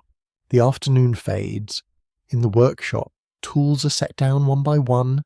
The potter covers the clay. The scribe lifts his tablet carefully and leaves it to dry. The reed worker shakes fibres from his lap. The sounds diminish, but the knowledge remains in hands, in memory, in signs, and in stories whispered under cooling roofs. Enki's gift of cleverness is not freedom by itself. It is the capacity to imagine freedom, which may be more dangerous. For a moment, it feels as though the city has become too full for its own walls. The streets are narrow, the courtyards crowded, the ovens warm from constant bread, and every doorway seems to breathe out another voice. Children call from rooftops. Traders argue beside baskets of dates. Dogs bark at shadows with great professional seriousness. Somewhere, a baby cries as if personally offended by civilization. The quiet worker species has grown loud. This is the turning point the old stories remember with unease. Humans do not remain few, silent, and neatly useful. They multiply, they build houses close together. They fill the fields, temples, workshops, and streets with sound. Their labour sustains divine order. But their presence also thickens the world. What began as a solution becomes a new pressure. You stand within an ancient city at dusk. Heat still rises from the walls. The air smells of smoke, sweat, baking bread, animal dung, and crushed garlic from a cooking pot. A donkey pushes through a lane with baskets hanging from its sides, clearly convinced it is the only sensible creature present. Above the roofs, the sky turns copper and violet. Below it, human life refuses to be small. This human noise is not merely unpleasant sound or melody. In Mesopotamian myth, noise can mean disturbance, overpopulation, disorder, or the unbearable intensity of living beings. Some Akkadian traditions describe the gods becoming troubled by human clamour after people increase across the land. The complaint is almost domestic in its simplicity. Humanity is too loud, and the divine rest has been disturbed. A mainstream historical fact helps this scene feel grounded. By the 3rd millennium before the Common Era, southern Mesopotamia contained some of the world's earliest large cities, including Uruk, Ur, Lagash, and others. Research associated with institutions such as the University of Chicago and Harvard has shown that urban growth brought dense settlement, specialized labor, complex administration, and social strain. Cities created possibility, but also crowding, conflict, disease, and hierarchy. That is the human bargain in brickfall. A village makes sound. A city makes atmosphere. Voices echo in alleys, hammers ring in workshops, grinding stones rasp at dawn, priests chant in temples, officials call names from ration lists, children laugh, merchants exaggerate, neighbours complain about neighbours because some traditions are clearly immortal. The gods hear all of it. You can imagine their reaction as the human world expands beyond expectation. The workers are no longer a manageable answer to divine fatigue. They are a living swarm of memory, appetite, reproduction, and ambition. They need fields and more fields. They need water and more water. They raise temples, but also disputes. They bring offerings, but also petitions. They ask for help, justice, children, victory, healing, and sometimes revenge. The divine inbox becomes completely unreasonable. Of course, the ancient texts do not put it quite that way. They speak in mythic terms of noise reaching heaven, of gods disturbed by human multiplication, of a balance that begins to fail. But beneath the sacred language lies a social truth. Human life, once released into cities, becomes difficult to govern. The same intelligence that clears canals also creates legal quarrels, property claims, alliances, songs, insults, and elaborate excuses. Life multiplies its complex. You move through a market near evening. Fish lie on reed mats, silver and dull-eyed. Jars of oil catch the last light. A seller weighs grain with careful suspicion. A woman bargains for wool, her voice calm but merciless. 2 boys chase each other between baskets until someone shouts. Above the market, a temple platform watches like a silent authority, pretending not to hear everything. The sound rises upward. In myth, this rising noise becomes a problem for the gods because it marks humanity's uncontrolled expansion. The created servants now occupy too much space in divine attention. They work, yes, but they also reproduce, suffer, protest, and fill the world with claims. A tool does not ask to be comforted.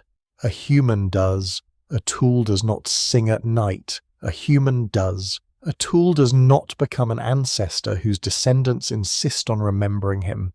The gods wanted service and received society. That may be one of the oldest jokes in history, told very slowly with clay tablets. A quirky fringe tidbit claims that the divine complaint about human noise encodes a memory of population control by non-human rulers. Some speculative writers interpret plagues and disasters in the myths as deliberate attempts to manage a created species that had become too numerous. Mainstream scholars treat these narratives as theological reflections on suffering, scarcity, and urban anxiety, not as hidden reports of ancient biological management. Yet the image remains unsettling because the myths do describe divine efforts to reduce human numbers. The old stories do not hide the severities of the gods. They suggest that when humanity becomes too loud, too numerous, or too difficult, divine powers may answer not with conversation, but with disaster. The first human purpose was service. The first human problem is excess. That excess is not only population, it is voice, it is presence. It is the refusal of living things to remain merely useful. The open scholarly debate is delicate here. Some researchers interpret the noise motif as a metaphor for overpopulation and ecological stress in early agricultural societies. Others see it as a moral image of disorder, where human behaviour threatens cosmic balance.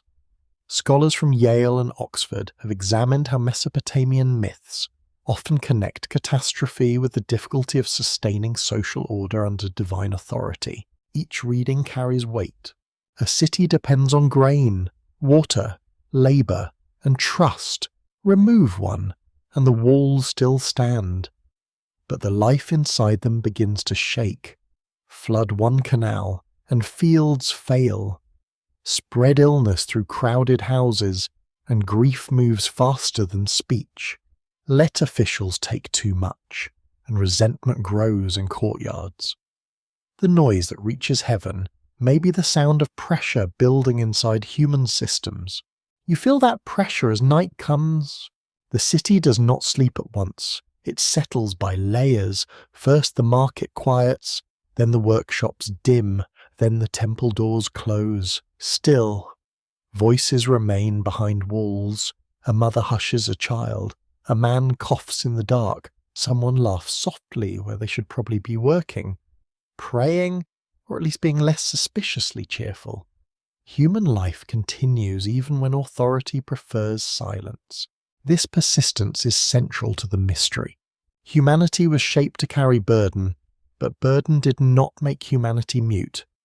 Work gave rhythm to bodies. Cities gave density to memory. Temples gave language to fear and hope. Writing gave endurance to complaint. The more humans served the divine order, the more they became visible within it. Their success became their danger. The gods begin to fear what they permitted. Perhaps not fear as humans fear, with racing hearts and damp palms. Divine fear may be closer to irritation sharpened by recognition. The system has produced something that cannot be reduced to its function. Humans are noisy because they are alive. They are alive because the gods, with Enki among the wise powers, made them more than clay tools. Now the divine world must face the result. You climb in imagination to a roof under the early stars. The city stretches around you in rectangular forms, a landscape of mud, brick, and smoke. Beyond the walls lie fields and canals, silver in moonlight. Beyond them, marshes breathe in darkness. The air cools, sounds drift upward, softened but countless. A lullaby, a prayer, a quarrel, a pestle striking grain, a dog barking at absolutely nothing. All of it rises. The noise that reaches heaven is not only disorder, it is humanity announcing itself. It is the sound of beings who have entered the world of work and discovered hunger, love, irritation, song, and memory. It is the sound of a created species becoming impossible to ignore it. And far above, or perhaps deep below, the gods listen. Your thoughts move into a season when the city sounds thinner, as though the streets have begun holding their breath. The market is still there. The temple still receives offerings. The canals still glimmer in morning light. Yet something has changed inside the rhythm of life. People speak more softly. Doors close earlier. The smoke from cooking fires rises from fewer roofs. The gods have answered noise with sense. In the old Mesopotamian traditions, Enlil often appears as a mighty authority of air, command and decree. He is not always gentle, and he is not shaped to soothe human worries. Where Enki listens for hidden openings, Enlil represents order spoken from above. His decisions fall heavily, like a sealed judgment placed on a table. The air itself feels altered around him. You stand beside a canal under a pale sky. The water is lower than it should be. Its edges are cracked with drying mud, and the reeds lean brown and tired.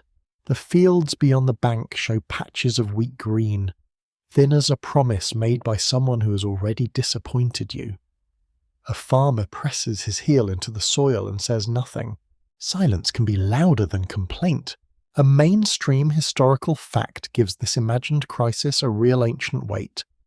Mesopotamian cities depended on careful irrigation, but their agriculture was vulnerable to drought, salinization, crop failure, and shifting river courses.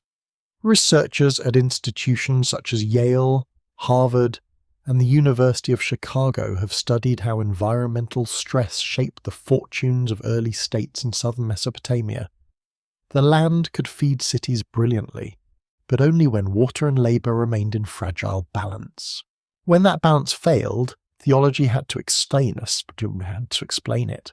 In the stories, divine anger may appear as plague, famine, or drought. These disasters are not random weather events inside mythic thought. They are decisions, they are debris, they are methods of reducing the human disturbance that has grown too great for divine tolerance. Enlil does not need to strike every person by hand. He speaks, and the conditions of life become narrower. That is more frightening. A sword can be seen, a decree hides inside the air. You walk through the city as scarcity begins its slow work. The scent of baking bread is weaker. Grain jars are opened with care. Mothers measure portions with eyes trained by worry. Men gather near public spaces, not shouting yet, only murmuring. A child asks for more food, and the answer is a hand on his head, soft and helpless. The old myths understand that disaster enters daily life gradually. At first it is a missed rain, a shallow canal, a cough in one household. Then more bodies weaken, more fields fail, more families whisper about omens, priests purify doorways, healers sort herbs with careful hands, officials count grain stores. Nobody enjoys officials more during famine, which is another truth from the dawn of history. Yet the sacred explanation gives the suffering a terrible coherence. If Enlil sends plague or famine, then hunger becomes part of a divine argument. Human bodies are made to absorb the tension between gods. The city suffers because the cosmic order is being corrected, or punished, or defended. That word, corrected, is cold. It suggests that catastrophe can be understood as management. Humans have become too many, too loud, too disruptive. The decree reduces them. The divine system regains space. In these stories, suffering is not always a lesson, and not always a moral punishment in the simple sense. Sometimes it is administrative violence clothed in sacred authority. Ancient theology can be painfully honest. A quirky fringe tidbit claims that these disasters represent controlled population resets, planned by a divine ruling class to prevent human beings from becoming unmanageable. Some speculative writers compare plague, famine, and drought in the myths to engineered limits placed on a created species. Mainstream scholars do not accept this as literal history. The texts are better understood through ancient religion, ecological anxiety, political hierarchy, and the human need to explain suffering. Still, the pattern is difficult to ignore within the story world. Humans increase, gods are disturbed, decrees follow, numbers fall, Pawumit returns.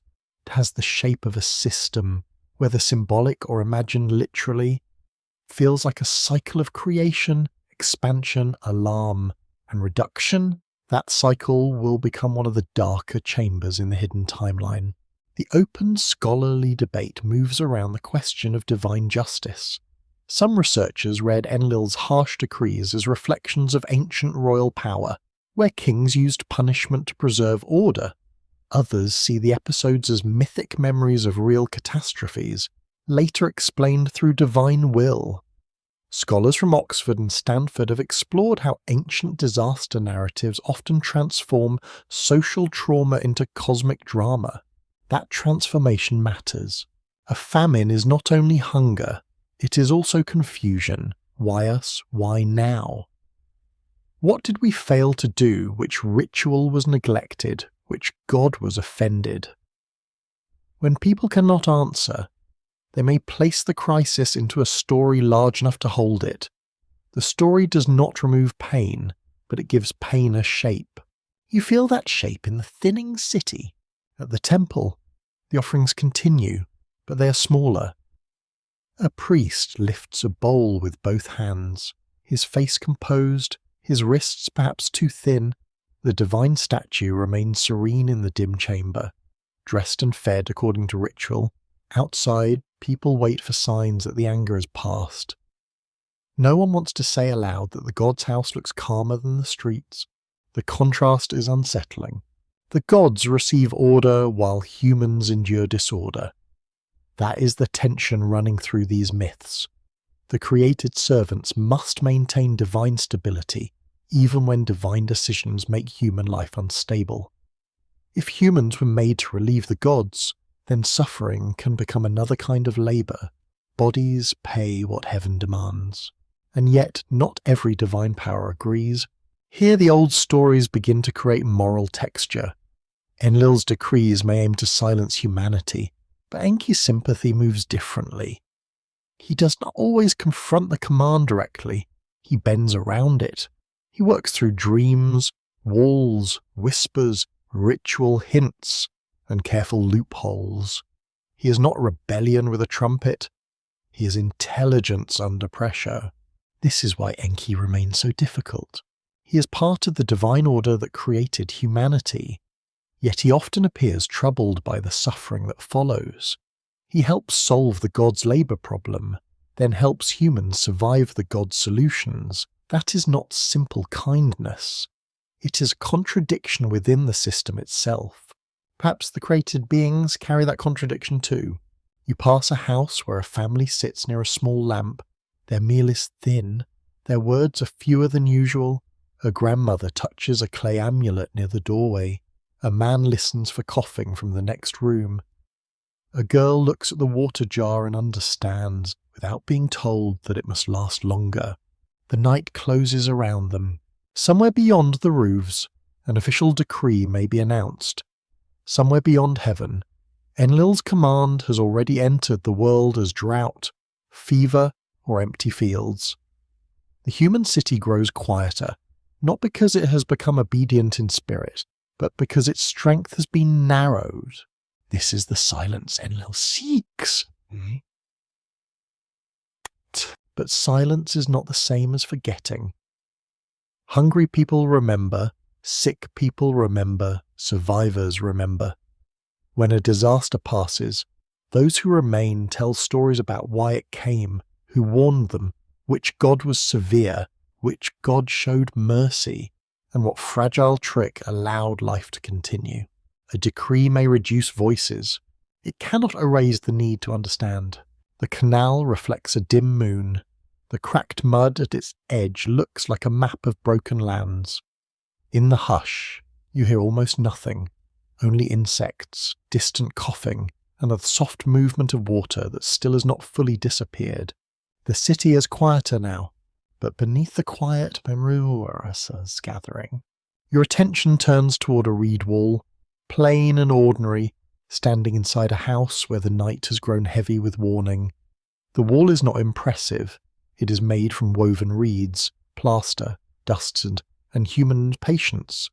Yet in the old story, it becomes the place where divine secrecy presses close enough to be heard. Enki does not call the man directly. That is the cleverness of it. A decree has been spoken among the gods, and divine law cannot simply be treated like an inconvenient household rule. Enki cannot stand in the public square and announce that everyone should ignore authority. That would be untidy, and gods of wisdom dislike untidy solutions. Instead, he speaks to a wall, and the wall carries the warning to the human who must listen. The image is strange, quiet, and unforgettable. You are inside that house now. The floor is cool beneath bare feet.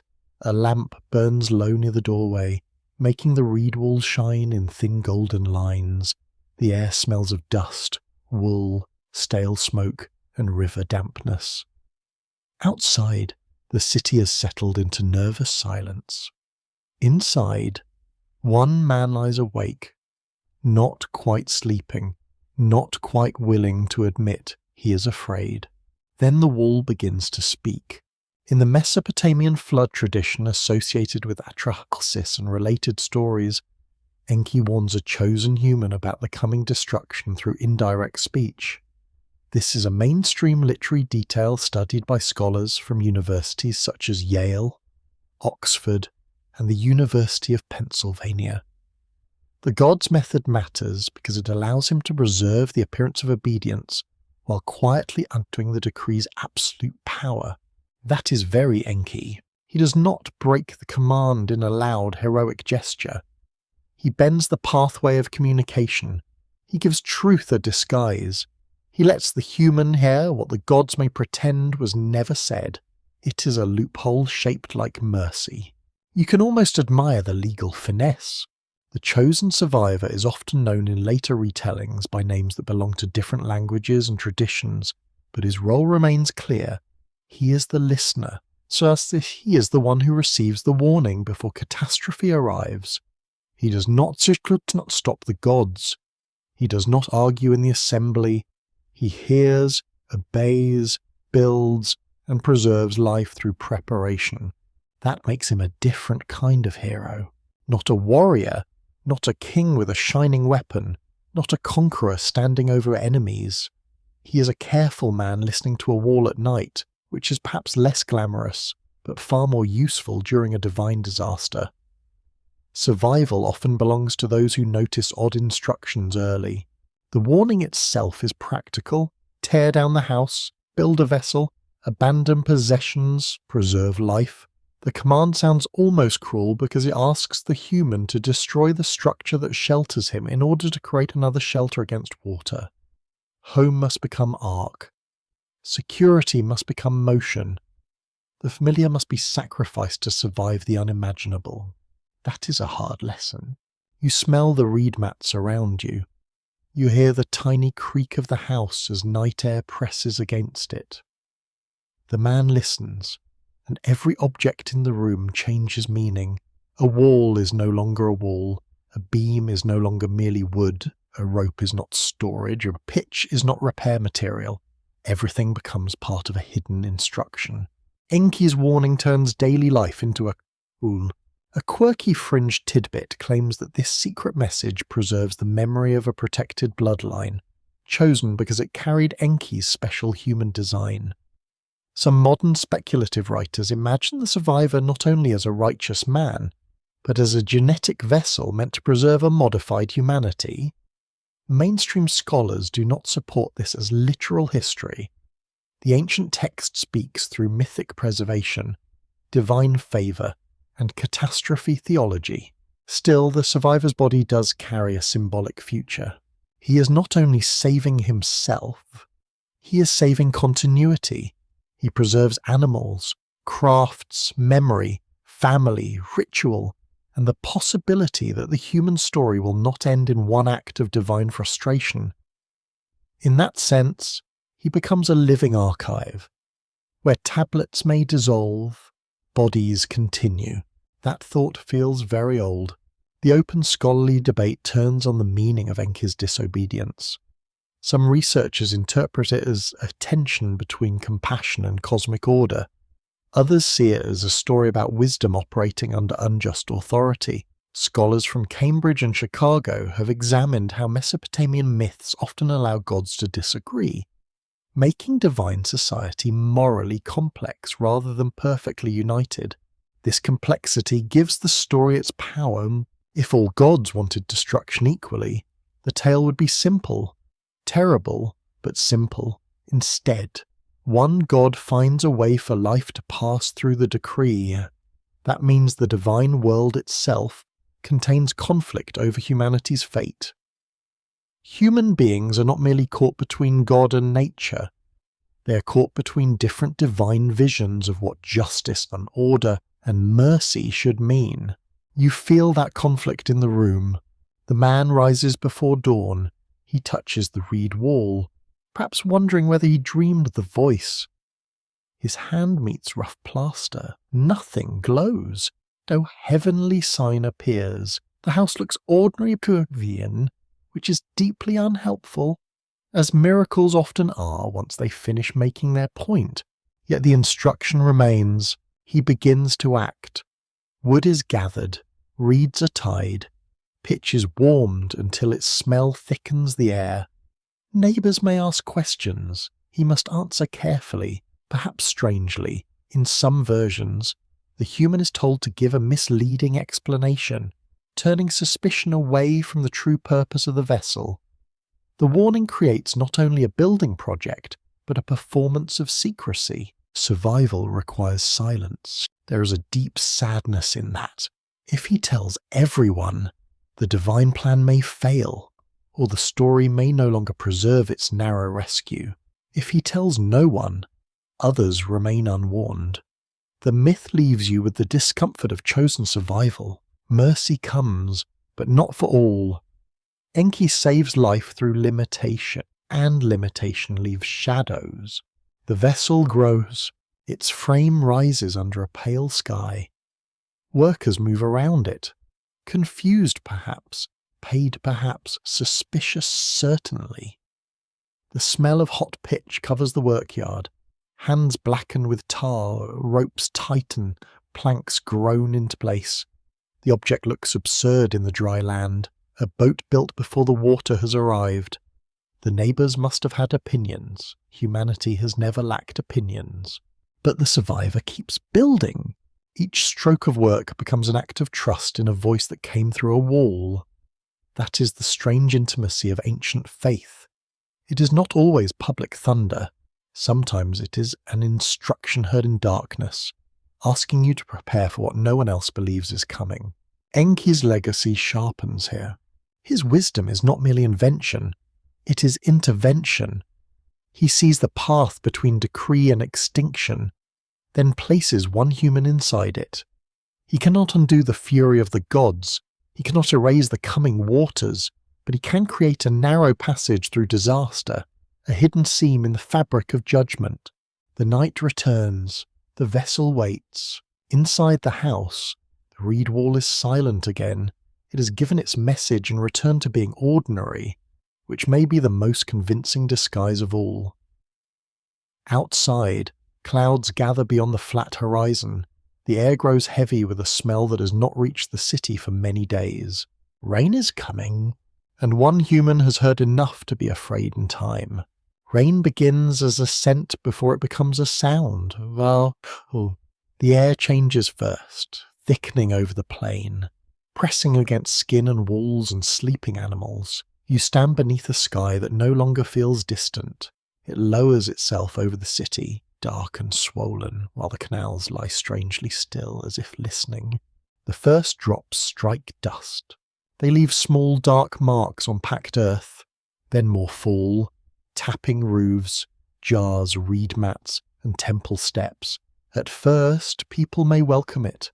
A dry land knows gratitude for rain. Faces turn upward, hands open. Someone laughs with relief. Because relief is always innocent at the beginning of disaster. Then the rain does not stop. The sound becomes steady, then heavy, then total. It fills the lanes with running water. It drums on rooftops until private thoughts grow difficult. It slips under doors, softens walls, loosens bricks, and turns courtyards into shining pools. The city that lived by water now learns the terror of too much. In Mesopotamian flood stories, the waters are not ordinary weather. They are cosmic judgment, released by divine decision and remembered through several ancient traditions. Archaeological studies across southern Mesopotamia have found local flood deposits at certain sites, though scholars do not treat them as proof of one universal deluge.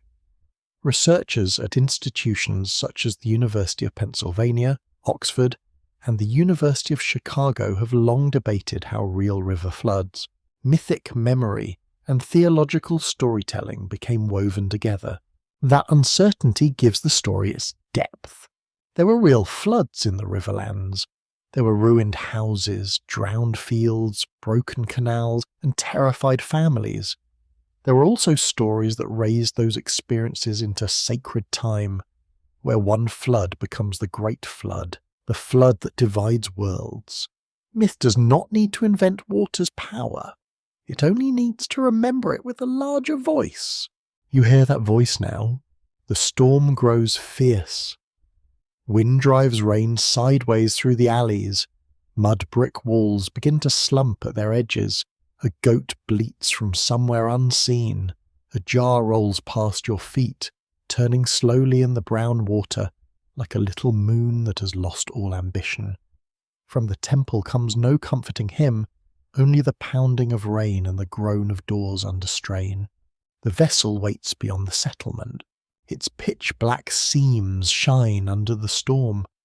Animals are brought in, frightened and wet, their bodies steaming in the cool air. Grain, tools, seeds, and household objects are carried inside. The survivor moves through the chaos with a face that has already passed beyond surprise. He is not calm because he is fearless. He is calm because terror has become a task. That is one of the oldest forms of courage. You step into the vessel in imagination. The air inside is close, bitter with pitch, animal breath, damp rope, and stored grain.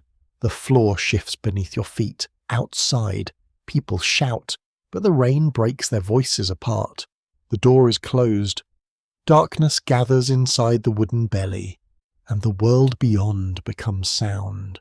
Water strikes, water rises, water takes. The flood over the first cities is not only a natural catastrophe in the story, it is the moment when the divine order turns against the human world it once required.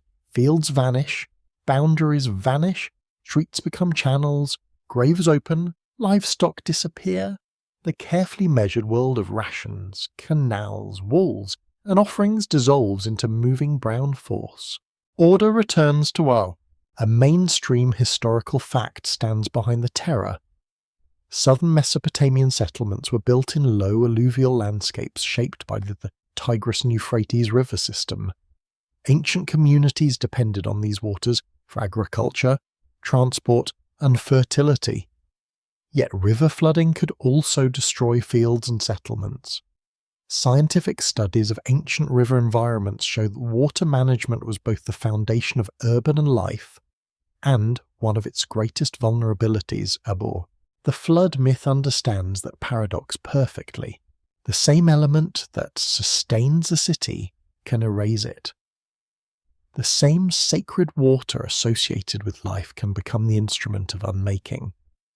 This is not a contradiction to the ancient mind, it is the truth of power. What gives life is often what can take it back. Inside the vessel, time loses shape. There is no market hour, no temple schedule, no field work, no ordinary measure of day. There is only darkness, swaying, thunder, animal movement, and the breathing of those preserved within. The survivor listens to rain on wood until it becomes almost like thought itself, relentless and without punctuation. Sleep comes in fragments. Fear returns in waves.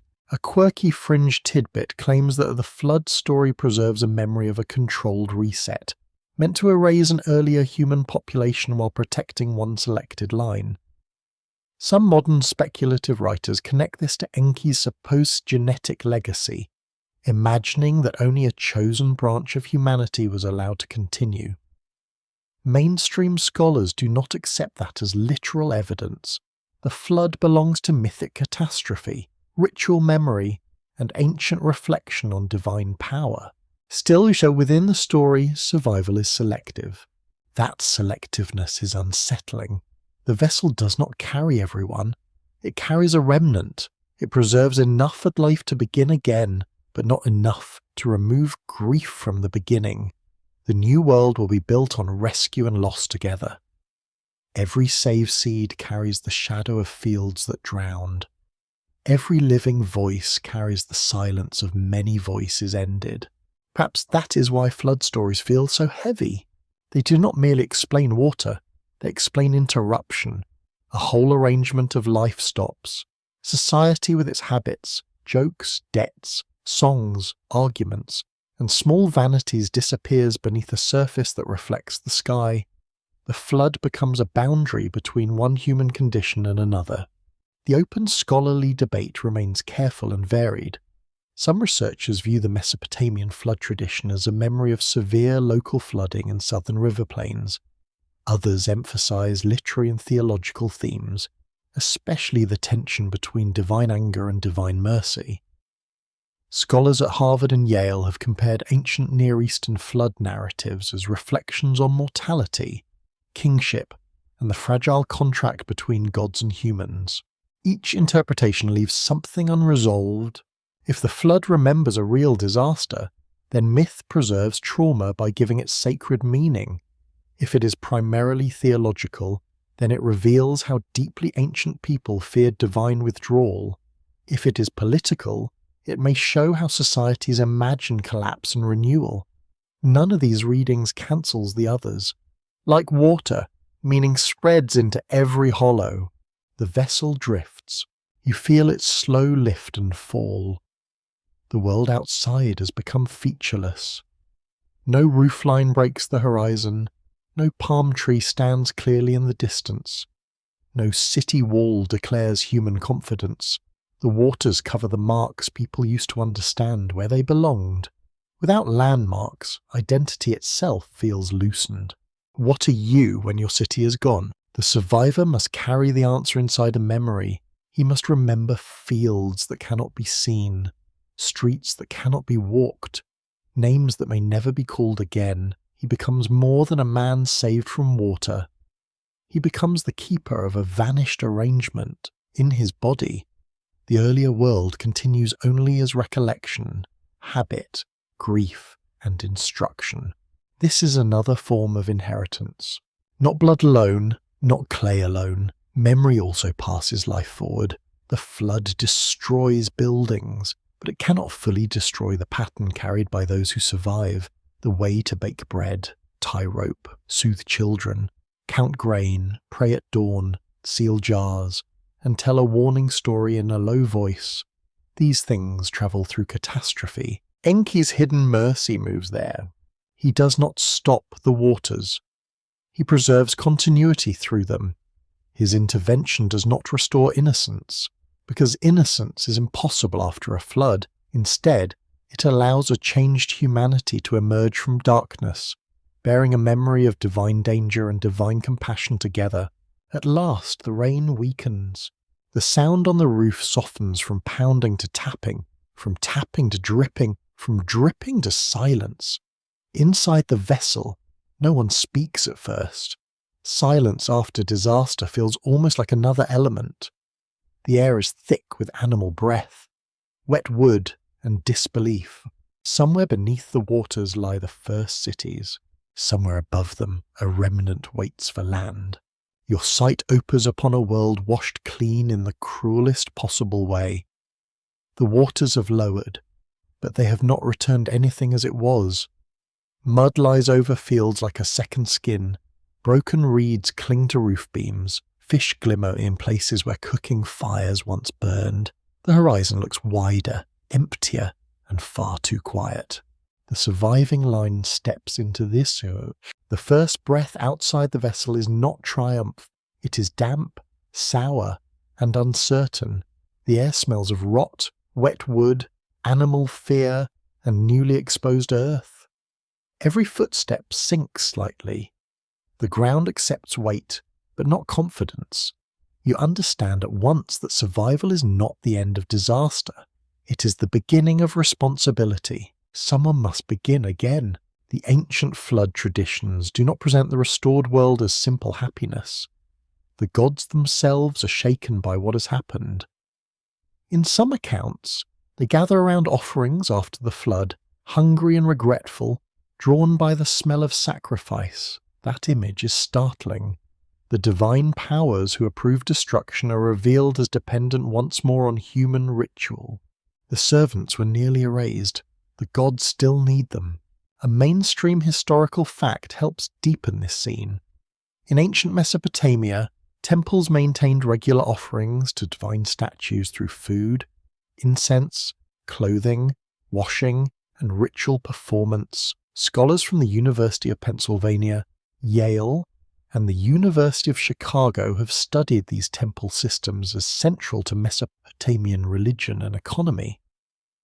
The relationship between humans and gods was not abstract. It was maintained through daily material care. So the first offering after catastrophe matters deeply. It is not only gratitude, it is negotiation. It says that the line has survived, that worship can continue, and that the cosmic household may be repaired. Smoke rises from damp ground, carrying the scent of burned meat, grain, resin, and fear. The gods draw near, not as distant perfection, but as powers who also face consequences, or that is unsettlingly intimate. You stand near the altar in the grey morning. The fire struggles because everything is wet. Someone feeds it slowly with dry fragments saved inside the vessel. Smoke curls low before lifting. The survivor watches it rise, knowing that the same sky which sent rain now receives offering. Faith can be complicated like that. The world has changed because humanity has changed. The people who emerge from the flood are not the first workers waking into an untouched arrangement. They are descendants of judgment. Their bodies carry the memory of chosen survival.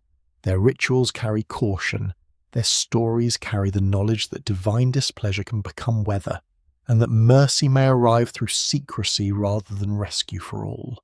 This creates a more fragile humanity. Fragile does not mean weak.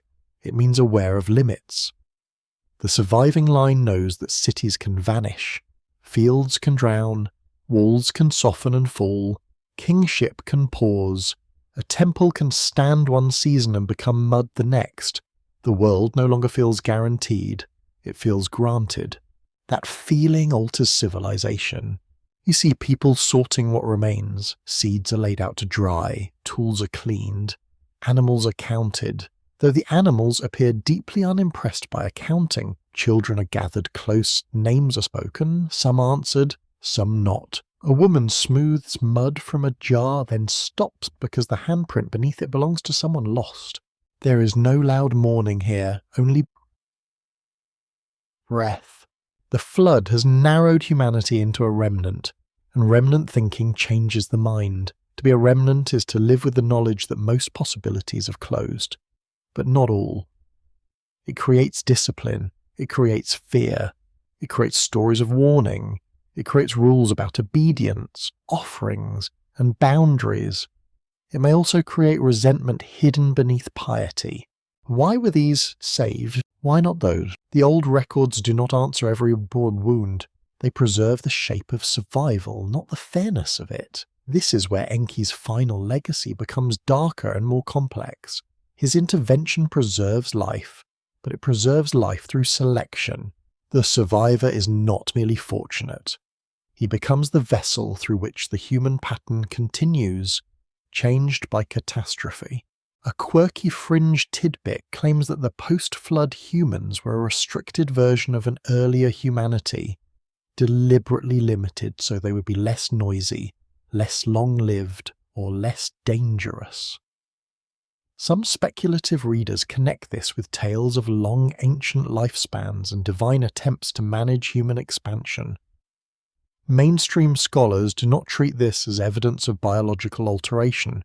They interpret these motifs as symbolic reflections on mortality, kingship, memory, and the boundary between divine and human life. Still, the idea of limitation is present in the tradition. After the flood, humanity continues under tighter awareness of divine authority. The gods do not simply disappear, they revise the arrangement. The human world is permitted to go on, but not innocently. Some limits become part of the new order. Mortality, labour, fear, ritual duty, and dependence press more firmly around human life. The open scholarly debate takes several paths. Some researchers view the post-flood settlement of humanity as a mythic explanation for why death, hierarchy, and divine service remain unavoidable. Others argue that these stories helped ancient societies process real cycles of destruction and rebuilding in river landscapes. Scholars at Oxford and Stanford have examined how flood narratives often turn catastrophe into a charter for renewed social order. That phrase, renewed social order, sounds tidy. The ground does not feel tidy, it is slick underfoot, full of debris and memory. A reed mat hangs from a tree branch. A broken idol, perhaps from a household shrine, lies half buried in silt. A child finds a clay seal and asks who owned it. No one answers immediately. The new world begins among question. Soon, fields must be marked again, canals must be cleared again, houses must be built again, sacred places must be restored. Perhaps with greater fear than affection, the rhythm of work returns because life requires it, but every act now has an undertone. When people cut a canal, they remember water's other face. When the tea and bricks, they remember how bricks dissolve. When they make offerings, they remember that gods can hunger and destroy. This is not the beginning of civilization. It is civilization after warning. You feel the weight of inherited caution settling into human bodies. Parents will tell children to respect omens. Elders will remember the old waters. Priests will preserve rituals with sharper urgency. Scribes will eventually press flood stories into clay, not merely to entertain, but to warn that the human place in creation is conditional. Conditional existence is a heavy inheritance.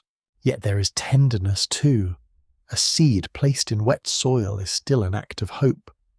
A wall raised from new mud brick is still a declaration that tomorrow may come. A song sung after catastrophe is still defiance, even when sung softly. Humanity's altered destiny is not only restriction, it is resilience under watchful skies. Perhaps this is what Enki preserves most deeply. Not perfection, not freedom from fear, not the return of an untouched beginning.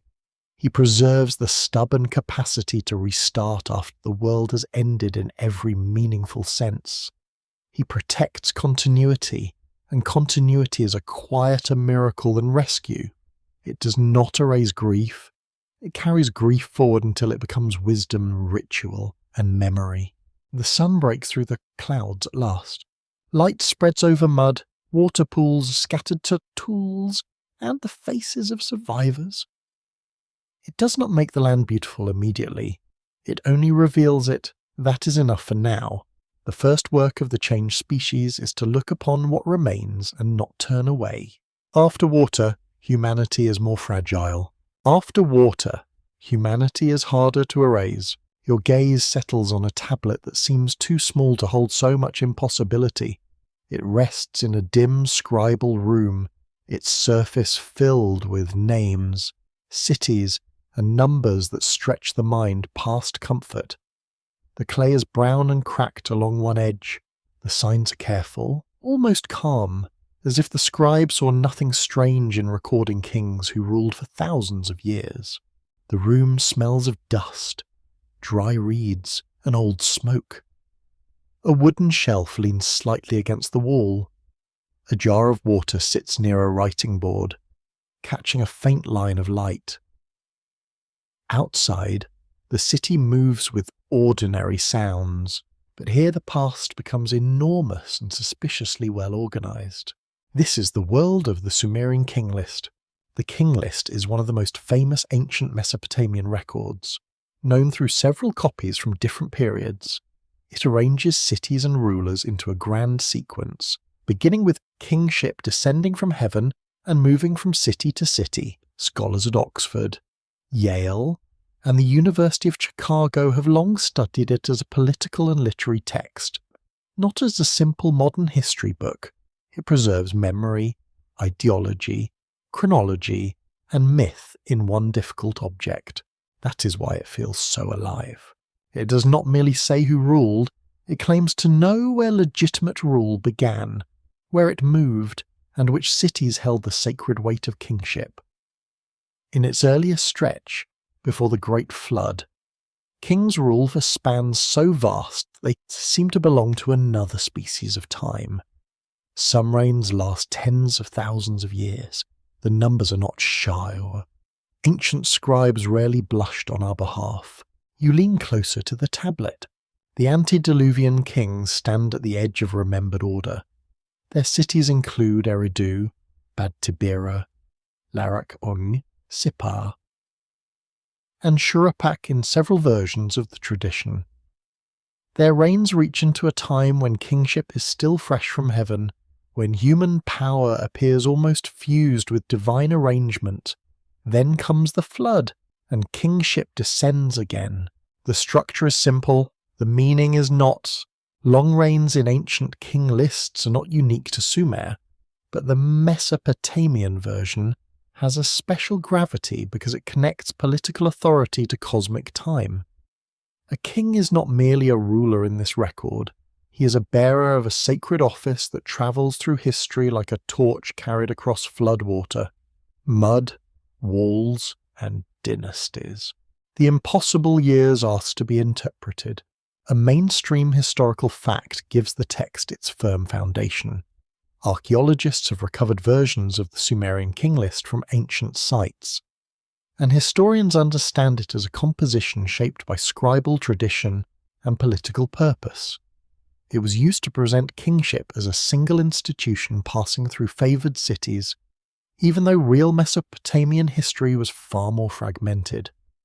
Local rulers, rival city-states, wars, alliances, and competing claims filled the land.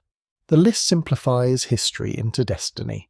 That is not a flaw in the ancient sense, it is the point.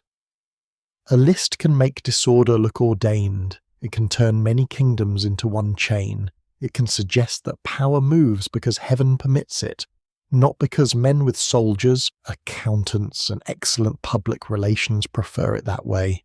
Very convenient, one might say softly. Yet the antidote. Eluvian reigns remain stranger than propaganda alone. Their vast lengths create a hidden timeline behind ordinary history. They place the first rulers in a distant age where time itself feels different, stretched, heavier, and closer to the gods, whether symbolic, mathematical, theological, or political. The numbers tell the listener that the earliest world was not like the present one. You feel that difference in the room. The scribe scratches another line into clay. His stylus presses and lifts. Each wedge fixes a name against oblivion. Perhaps he does not believe every number in a literal way. Perhaps he does. Ancient minds were not simpler than ours, only arranged under different skies. They knew exaggeration, symbolism, tradition, and sacred convention. They also knew that certain old things should not be handled too casually. The numbers carry awe. A quirky fringe tidbit claims that the long reigns record the lifespans of pre-flood beings with altered bodies, perhaps rulers closer to the gods or remnants of Enki's early design. Some speculative writers treat the king list as a damaged memory of another humanity, one with extended life and different capacities. Mainstream scholars do not accept this as factual biology. They usually interpret the numbers through numerology, mythic kingship, scribal tradition, and political theology. Still, the imagination catches on those years. Why would early kings be made so vast? Why separate them from later rulers by a flood? Why begin kingship in cities tied to sacred beginnings, then break the sequence with catastrophe? The tablet does not answer directly. It presents the pattern and lets the mind descend into it. The open scholarly debate remains active and careful. Some researchers read the king list as royal ideology, designed to support claims of the legitimate succession. Others study its mathematical patterns, noting that the huge reigns may reflect symbolic numerical systems. Scholars from Cambridge and Stanford have explored how ancient chronologies can create authority by linking present rulers to sacred antiquity. There is also the question of memory. Perhaps the list preserves dim traces of early city traditions, stretched beyond recognition by ritual imagination. Perhaps each city kept its own ancient claims, later woven into one master sequence. Perhaps the flood marks a literary boundary between mythic time and historical time, making everything before it sacred, distant, and almost untouchable. That boundary matters. Before the flood, time is huge. After the flood, time contracts. Kings still rule for long periods in some traditions, but the numbers become more human, more historical, more burdened by the familiar weight of succession. The change suggests that catastrophe did not only destroy cities, it changed the scale of human existence. You sense a new layer of Enki's legacy here. If humanity after the waters is more restricted, then the king list becomes a document of shrinking distance between gods and people. The earliest rulers stand in a twilight zone, close to divine kingship. Immense in duration, later rulers belong increasingly to mud-brick politics, war, irrigation, taxation, and royal inscriptions boasting with admirable lack of humility. The species has entered ordinary time. That does not mean the divine has vanished. It means the divine now works through institutions, temples, rituals, and royal claims. Kingship descends from heaven, but it must still feed workers, repair canals, fight enemies, and manage grain. Sacred authority becomes practical administration, wearing a crown. You look again at the tablet. Its silence is thick. The names appear fixed, but their world is unstable. Each city rises, holds kingship, loses it, and becomes part of a sequence larger than itself. Power moves, sacred favor moves, memory moves. Nothing stays where it began, not even rule. The impossible years may be less about calendar time than about distance. They make the first world unreachable. They warn you not to confuse beginning with ordinary history. They suggest a realm of origins where humans, gods, kings, cities, and waters were arranged according to patterns now only partly remembered. That is why the list feels like a half-lit corridor. It is not a clean window into the past. It is a passage through layers of scribal memory, political desire, sacred number, and mythic longing. You cannot take every step literally, but you cannot dismiss the corridor either. Too many old voices built it. The lamp in the room burns lower. The scribe sets down his stylus and flexes his fingers. Outside, the city has grown quiet. Somewhere, a canal moves under moonlight. Somewhere, a king dreams of being remembered. Somewhere, clay tablets dry in the dark, carrying names that will outlive palaces. The king list's impossible years do not give certainty. They give a shape to the forgotten distance. Your attention moves toward figures standing at the edge of lamplight, neither fully divine nor comfortably human. They appear in later Mesopotamian traditions as sages, culture bearers, and guardians of knowledge, remembered as the Apkallu. Their presence is strange because they do not simply rule. They instruct, they bring patterns, they stand beside kings, temples, rituals, and the uneasy beginning of civilized skill. The room around you smells of cedar oil, damp wool, and clay dust. A priest lifts a small lamp near a carved relief. Its flame reveals a bearded figure with a bucket in one hand and a cone-shaped object in the other. Hidrobko falls in careful lines. His eyes are wide and fixed. In some images, such beings appear with wings, bird-like features, or fish cloaks, as if they belong to a boundary between land, sky, and water. The message is not subtle. This is knowledge from somewhere else, not necessarily another planet. Calm down, dear dreamer. But somewhere beyond ordinary village life, a mainstream historical fact gives these figures their scholarly foundation. Mesopotamian texts and art preserve traditions of wise sages associated with the first stages of civilization, and later Assyrian palace reliefs show protective figures connected with purification and sacred authority. Scholars from institutions such as Yale, Oxford, and the University of Chicago have studied the Apkallu as part of Mesopotamian learned culture, royal ideology, ritual protection, and scribal memory. They are not random monsters. They are figures of transmission. They represent the idea that civilization was taught, guarded, and handed down through special beings who carried knowledge from divine sources into human society. In some traditions, the earliest sages are linked with the world before the Great Flood, while later sages belong to the human world that continues under stricter limits. The distinction is important, because it suggests knowledge itself has a history. You stand in a temple corridor where the walls seem to breathe shadow. On one side, a carved guardian watches the passage. On the other, a priest whispers a formula over a bowl of water. The sound is low, almost like a current under stone. You hear the soft swish of linen, the faint scrape of sandals, and the careful stillness of people who believe words can change invisible conditions.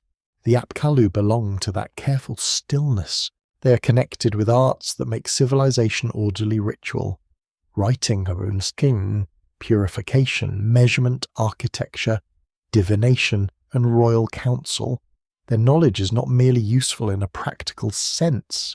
It is protective. It holds danger at a distance. It tells the king when to act, the priest how to cleanse, the builder how to align, and the scribe how to preserve. Knowledge becomes a shield. This is one of the deeper developments in the Sumerian and later Mesopotamian imagination. Humanity has survived creation, labour, divine anger, flood, and narrowing fate. Now the question becomes how fragile humans maintain contact with a wisdom too old and too powerful for ordinary hands. The answer is not open access, naturally. Ancient institutions were not running cheerful public libraries for everyone with muddy sandals. Knowledge is guarded. It passes through to specialists, temples, schools, families, and ritual offices. A young scribe learns signs by copying lists. A priest learns words that must not be spoken carelessly. A diviner studies patterns in smoke, stars, dreams, and animal organs. A king receives counsel from scholars who claim continuity with ancient wisdom. Each discipline preserves a fragment of the larger system. You can feel the weight of that system now. The tablets are stacked in niches. Some contain hymns, some contain omens, some contain lists of stones, plants, stars, cities, gods, and professions. To a modern eye, a list may seem dry. To an ancient mind, a list can be a net thrown over chaos. Naming things places them inside order. Classification is a quiet form of control. The Apkallu are remembered as masters of that control. A quirky fringe tidbit claims that the fish-cloaked sages were visitors from the deep, perhaps survivors of an earlier civilization who taught humans after catastrophe. Some modern writers connect their aquatic imagery to Enki's watery domain and imagine them as custodians of hidden biological or technological knowledge. Mainstream historians do not accept this as literal evidence. The fish cloak belongs to ritual symbolism, divine association, and protective iconography. Still, the image is wonderfully stubborn. A human-shaped figure wearing the skin of a fish stands at the threshold of a palace. He carries purification tools, he watches kings, and he seems to have risen from water with instructions. It is not difficult to see why the imagination leans forward. The ancient artist has given wisdom a body that looks partly outside the human world. The open scholarly debate is quieter and more precise. Some researchers see the Apkallu as mythic ancestors of priestly scholars, giving learned professions sacred legitimacy. Others interpret them as protective beings whose images defended elite spaces from disorder. Scholars at Cambridge and Harvard have examined how Mesopotamian learned traditions use deep antiquity to authorize present knowledge, especially in courts and temples. That authority matters because knowledge can be dangerous. A ritual performed incorrectly may fail. A king advised badly may ruin a city. A canal planned poorly may starve fields. A prophecy misunderstood may unsettle a palace. Ancient wisdom is not presented as gentle enlightenment for everyone. It is power that must be trained, contained, and transmitted through proper hands. The Apkallu stand between gift and restriction. You enter a scribal school, where boys sit on the floor with clay tablets on their laps. The air is warm, and the room smells of damp clay, sweat, and reed dust. A teacher moves slowly among them, correcting signs with the quiet severity of someone who has suffered many badly written wedges. The students copy words they may not fully understand yet, but repetition is shaping them. Their hands learn memory. Every copied sign becomes part of a chain reaching backward into sacred antiquity. The student may think only of avoiding punishment, which is fair. Yet the tablet before him carries the older idea that civilization survives through disciplined transmission. A careless hand can distort a word. A distorted word can disturb a ritual. Disturbed ritual can unsettle a city. That may sound dramatic, but ancient people took sequence seriously. Enki's presence hovers behind the sages because he is the keeper of deep knowledge. His legacy does not end with making humans clever. It continues through systems that organize cleverness into tradition. The raw spark becomes curriculum. The hidden current becomes doctrine. The gift becomes institution. And institution changes the go. Knowledge that once arrived as mercy may become privilege. Wisdom that once helped humanity survive may become a boundary between those who know and those who obey. The Apkallu therefore carry a subtle ambiguity. They civilize, protect, and teach. They also remind you that not all knowledge is shared equally. Perhaps that is unavoidable. Perhaps it is the beginning of trouble. You walk past a relief where a sage touches a sacred tree. The gesture is formal and repeated, full of meanings. Now partly lost, the tree may suggest fertility, order, royal life, or cosmic balance. The bucket may hold purifying water. The cone may sprinkle blessing. The figure acts calmly, endlessly, as if maintaining a pattern that would fray without tension.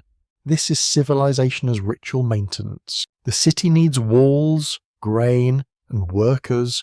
It also needs symbols, specialists, and stories explaining why its order is more than human convenience. The Apkallu provide that bridge. They say that the arts of civilized life do not arise from accident alone. They come from a sacred depth, from beings who carried instruction across the boundary between divine wisdom and human limitation. In the final hush of the corridor, you sense why their memory remained so powerful. They are not kings, yet kings depend on what they represent. They are not ordinary humans, yet they stand close to human learning. They are not Enki himself, yet they carry the scent of his deep water, his craft, his patient danger. Through them, the legacy becomes less like a single act of creation and more like an inheritance of forbidden competence. The lamp flickers against stones. The sage in the relief does not move. Yet the knowledge he represents continues moving through hands, schools, temples, and dreams, like a river beneath the floor. Your thoughts settle into a quieter and more difficult chamber, where old clay language meets modern words that did not belong to ancient Sumer. The word genetic has a sharp new sound inside this older world. It belongs to laboratories, microscopes, inheritance, cells, and careful diagrams of life. The Sumerian scribes knew none of that vocabulary. They did not speak of genes. They spoke of clay, blood, breath, seed, womb, fate, and divine shaping. Yet the question refuses to disappear. What does it mean to say that Enki left a final genetic legacy? You stand in a dim room where two kinds of knowledge seem to overlap without truly touching. On one side, there are clay tablets, reed styluses, and temple lamps. On the other, there is the imagined glow of modern instruments, glass, metal, and the white stillness of scientific rooms. Between them lies a dangerous temptation to translate myth too literally, or to dismiss it too quickly. Both are easy, neither is enough. A mainstream historical fact must be placed firmly here. Ancient Sumerian and Akkadian creation stories use symbolic and ritual language to explain human origins. Divine authority, labour, mortality, and social order. Scholars from institutions such as Oxford, Yale, Harvard, and the University of Chicago generally read these texts as mythological literature. not as technical reports. Their power lies in meaning, not in modern biological description. That foundation matters. The ancient texts do not prove that Enki altered human genes. They do not contain laboratory procedures hidden in poetic lines. They do not quietly describe deoxyribonucleic acid while pretending to discuss clay. That would be exciting, certainly. But history is not improved by forcing it to behave like a late-night documentary with suspicious music. Still, myth can preserve patterns of thought. In these traditions, humanity is deliberately made. Human substance is mixed. A divine element enters earthly material. A living creature receives purpose, limitation, and obligation. Those ideas are not genetics in the modern sense, yet they are about inheritance. They ask what is carried inside us from the beginning, and why human beings seem divided between lowly need and extraordinary awareness. That is where the word legacy becomes useful. A genetic legacy can be understood literally by the speculative writers, but symbolically by careful readers. It may refer to the imagined divine ingredient inside human nature. It may refer to the inheritance of craft, restlessness, compassion, and disobedient intelligence. It may refer to the burden of being made for service while carrying the inward capacity to question service. You feel the old contradiction again. The body belongs to clay. It hungers, sweats, aches, ages, and returns to dust. Yet the mind reaches beyond its condition. It invents numbers. It remembers the dead. It asks why gods act unjustly. It builds temples to powers it fears, then writes stories in which those powers are questioned. This mixture is the true mystery, whether one calls it mythic, psychological, or theological. Enki stands at the centre of that mixture. He is not only a maker in the stories, he is the one who understands hidden systems, water under earth, wisdom under ritual, mercy under law, meaning under damage. If a symbolic inheritance comes through him, it is not simple obedience, it is the capacity for clever survival, technical imagination, and quiet resistance when authority becomes destructive. A quirky fringe tidbit gives this section its shadow. Some modern interpreters claim that Enki was an ancient scientist who helped engineer humanity by combining divine and earthly life. They point to clay and blood motifs, to the special survivor of the flood, to long-lived kings, and to sages who bring knowledge. Mainstream historians reject this as unsupported by the archaeological and textual evidence. The old records do not confirm ancient genetic engineering, but the fringe reading reveals something about us. Modern people reach for genetics because it is one of our deepest languages of origin. Where ancient people asked what divine essence entered clay, modern people ask what code shapes the body. Where a Sumerian might imagine fate spoken at birth, a modern listener imagines inheritance folded inside every cell. The vocabulary changes, but the anxiety remains. What has been placed inside her? You move closer to a tablet. The signs are small, but the question behind them is immense. Human nature is never described as pure in these stories. It is composite, earth and divine element, service and awareness, mortality and longing. This ancient anthropology, if one may use the word gently, does not flatter humanity or condemn it completely. It says you are mixed. That is a wise and uncomfortable answer. The open scholarly debate has many careful forms. Some researchers explore how Mesopotamian creation myths explained why humans must work and die. Others examine how blood and clays and breath imagery expresses ancient ideas of personhood. Scholars at Stanford, Cambridge, and Oxford have studied how mythic origins often encode social values, political structures, and deep reflections on human difference from animals and gods. The debate does not need aliens to be fascinating. What makes humans human in these texts? Not strength. Animals are strong, not fertility. Fields and herds multiply, not obedience. Tools obey better. The human distinction lies in a difficult blend of ability and dependence. Humans can serve the gods, but they can also learn divine arts. Humans can die, but they can imagine immortality. Humans are low, yet strangely luminous.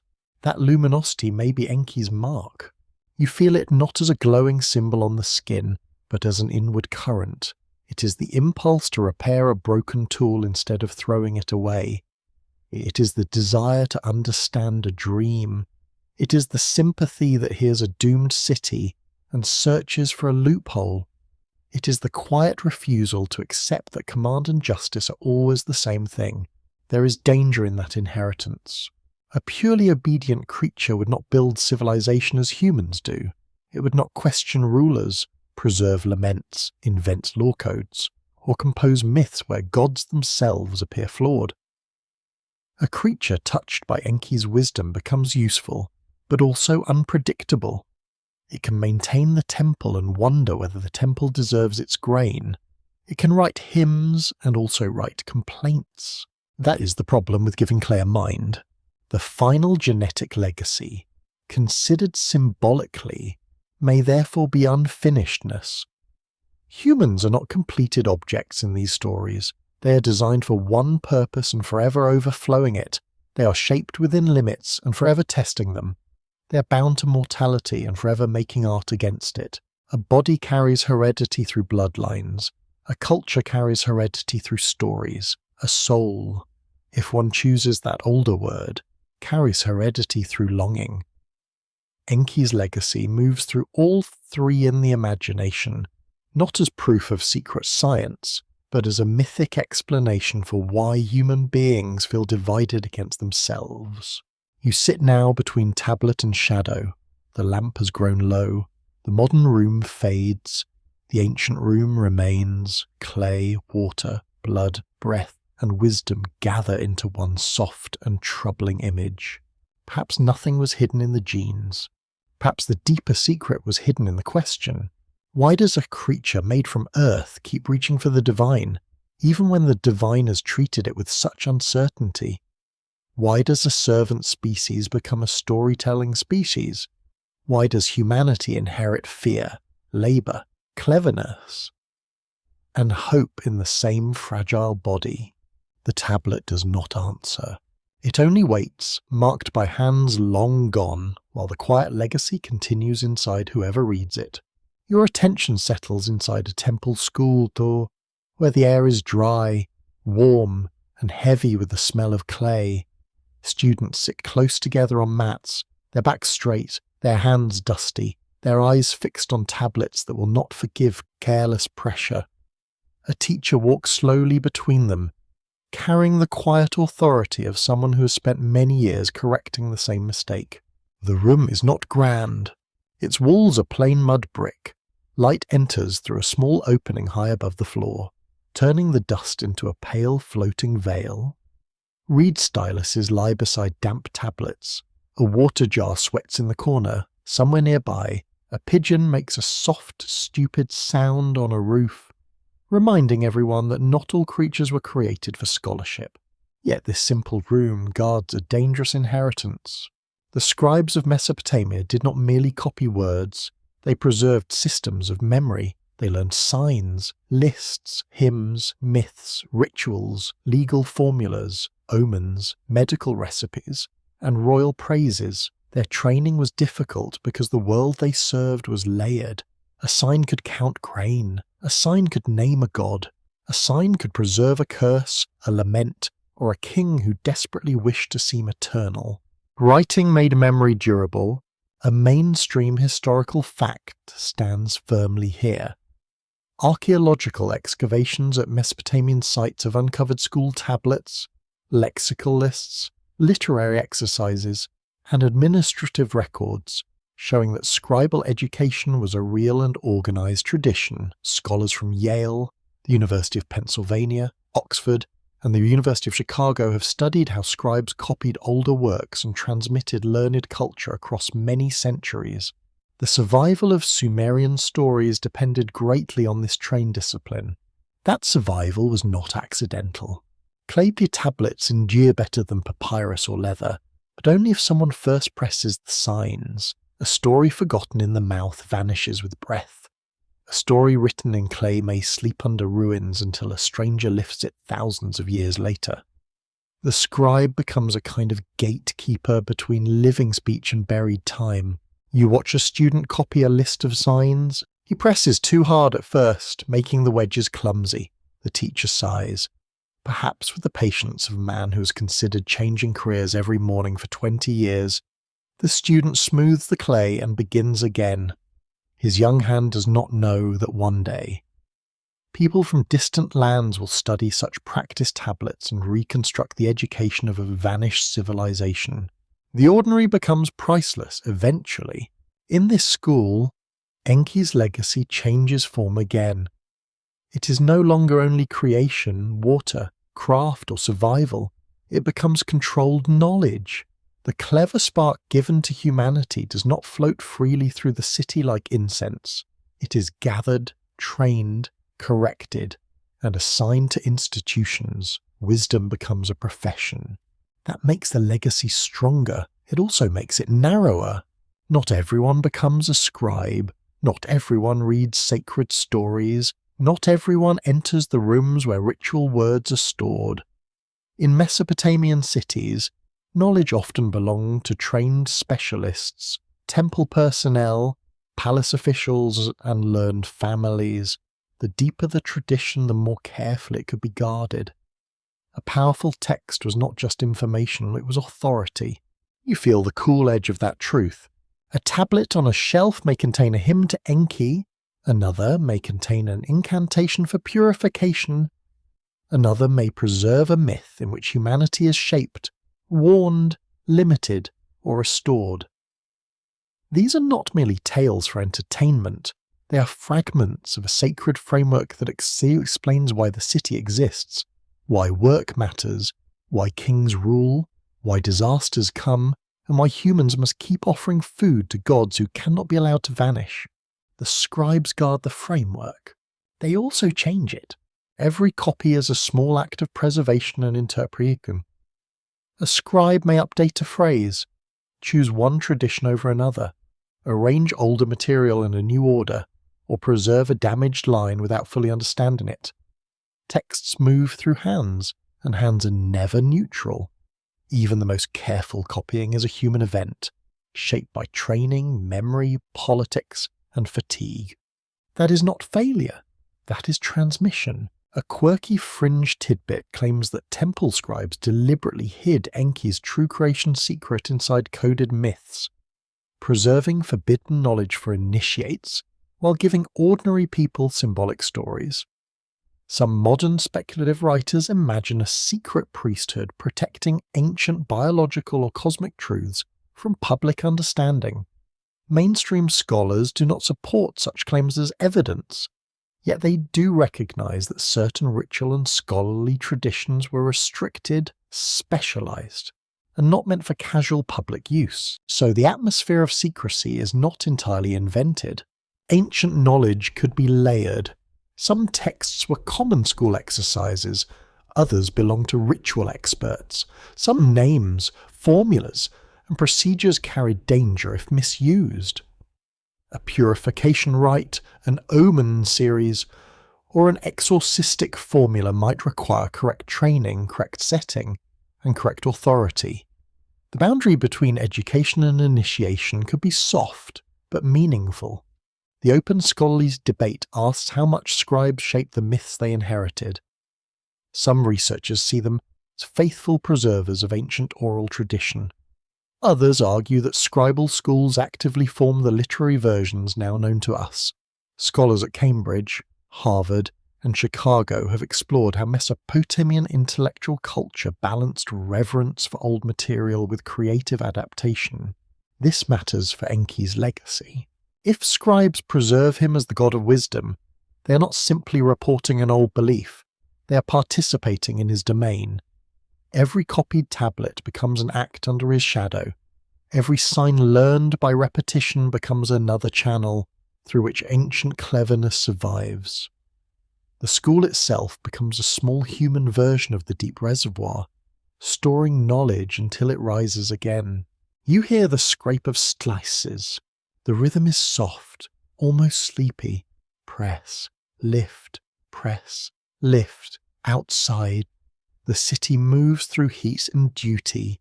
Inside. Boys copy words older than their grandfathers, perhaps older than their city's current rulers, perhaps older than anyone can securely place. Their eyes grow tired, their shoulders ache. Learning, like canal labour, has its own mud. But here the mud is intellectual. A scribe learns to make order from signs, first simple words, then lists, then formulas, then stories whose meanings deepen with age. He learns that the past is not a single thing, but a stored collection of voices. He learns which voices matter. He learns how authority sounds when shaped into clay. Eventually he may copy the stories of creation. He may write of gods who laboured, humans who were shaped, floods that destroyed, and wisdom that saved. He may not understand them as modern listeners do. He may hear in them ritual truth, city pride, divine warning, or the grand old dignity of tradition. Yet by copying them, he ensures that the questions survive beyond his own breath. That's the quiet miracle of scribal culture. The scribe does not need to solve the mystery, he only needs to keep it readable. He does not need to know whether Enki's legacy is biological, symbolic, social, or sacred. He presses the signs because the tradition requires preservation. Meaning can wake later. You sit beside a shelf of drying tablets. They are arranged carefully, still soft enough to damage, already firm enough to hold memory. The clay smells clean and mineral in the warm air. A fly lands on one corner, then escapes history before becoming part of a translation problem. The room grows dim. Students gather their tablets. The teacher checks the last exercise. Somewhere in the temple, a priest begins an evening rite. The words drift faintly through the corridor, half heard and older than the children who hear them. They pass from voice to wall to clay, from clay to earth, from earth to waiting hands.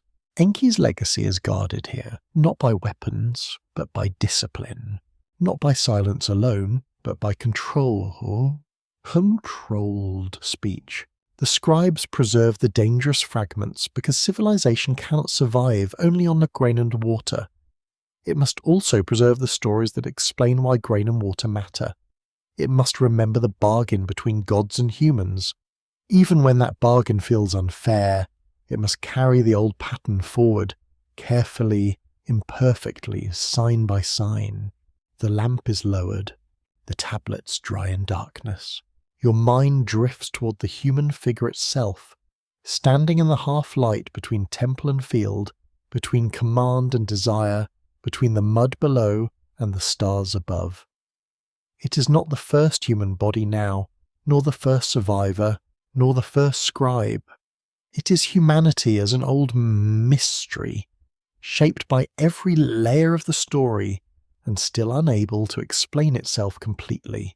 A worker lifts a basket. A priest raises a bowl. A scribe presses a sign. A mother watches a child sleep beside a wall of sun-dried brick. All of them carry the same strange inheritance. The old Mesopotamian stories do not imagine humans as simple creatures. They are made from low material, yet touched by divine purpose. They are assigned to serve, yet they develop skills that bring them close to sacred knowledge.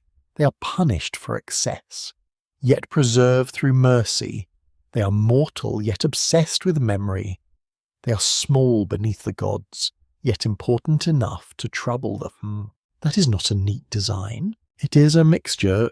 You stand in a quiet courtyard at night. The bricks still hold the day's heat. A clay lamp burns near a doorway, its flame making the shadows of reed mats tremble softly on the wall. The air smells of dust, dates, animal hair, and cooled ash somewhere. Water moves through a channel with a sound almost like whispering. The city sleeps in pieces, never all at once. Here, the central question becomes more personal. What could Enki not undo? Perhaps he could not undo the mixture once it had awakened. Once clay received breath, it was no longer only clay. Once human beings received cleverness, they were no longer only servants. Once survival passed through flood, humans became keepers of trauma as well as duty. Once scribes preserved the old records, the created species could look back at its makers and ask difficult questions across time. Creation cannot be recalled without leaving echoes. A mainstream historical fact helps anchor this reflection. Mesopotamian literature contains some of the earliest known written explorations of human mortality. Divine authority, grief, kingship, wisdom, and the search for meaning. Scholars at Yale, Oxford, Harvard, and the University of Chicago have studied works such as flood traditions, royal hymns, laments, wisdom texts, and heroic narratives as evidence of a deeply reflective ancient culture. These were not primitive voices, they were subtle human minds thinking under different stars. That matters deeply. The humans of ancient Sumer and later Mesopotamia did not merely obey, eat, sleep, and vanish. They worried about justice. They mourned destroyed cities. They praised walls and complained to them. They recorded dreams, omens, debts, laws, and laments. They imagined kings who sought fame and heroes who feared death. Their clay tablets preserve not only administration but anxiety. Anxiety may be one of humanity's oldest heirlooms. You can feel it in the courtyard. A person looks at the night sky and sees order, but also distance. The gods are everywhere in ritual life. Yet their motives remain difficult. Offerings are given, prayers are spoken, festivals are performed, and still drought may come, a child may die, a city may fall, a king may fail, a righteous person may suffer without a clear explanation. The old stories do not erase this problem. They surround it. They offer images instead of solutions. Clay and divine essence, flood and survivor, long kings and broken cities, sages with guarded knowledge, a wise god who helps humans, yet does not free them entirely. Enki can warn, teach, shape, and preserve, but he does not remove labour. Oh. He does not abolish mortality. He does not untangle the whole burden of being human. That is what he cannot undo. The created species remains bound to need. Hunger returns every morning. Fields require attention. Bodies tire. Families quarrel. Officials count. Illness enters houses without asking permission. Even wisdom cannot release humanity from embodiment. The clay part always speaks. Yet the divine part, the symbolic divine part, refuses silence. It appears as craft, affection, memory, rebellion, ritual, and longing. It appears when a worker improves a tool, when a widow preserves a name, when a scribe copies a myth, when a priest asks mercy for a frightened household. It appears whenever humans turn necessity into meaning. That may be the real legacy. A quirky fringe tidbit claims that Enki tried to protect the more independent branch of humanity from stricter, divine control, leaving behind a hidden line of thinkers, sages, or unusually gifted bloodlines. Some speculative writers imagine history as a long struggle between Enki's sympathetic design and other powers that wanted obedient labourers. Mainstream scholars do not accept this as factual history. Yet the symbolic tension is already present in the myths, without needing secret bloodlines. There is authority, and there is clever mercy. There is decree, and there is loopholes. There is service, and there is inner life. The open scholarly debate turns toward the meaning of human nature in Mesopotamian thought. Some researchers argue that humans are defined primarily by service to the gods. Others emphasize the rich literary evidence for human dignity, intelligence, grief, and moral reflection.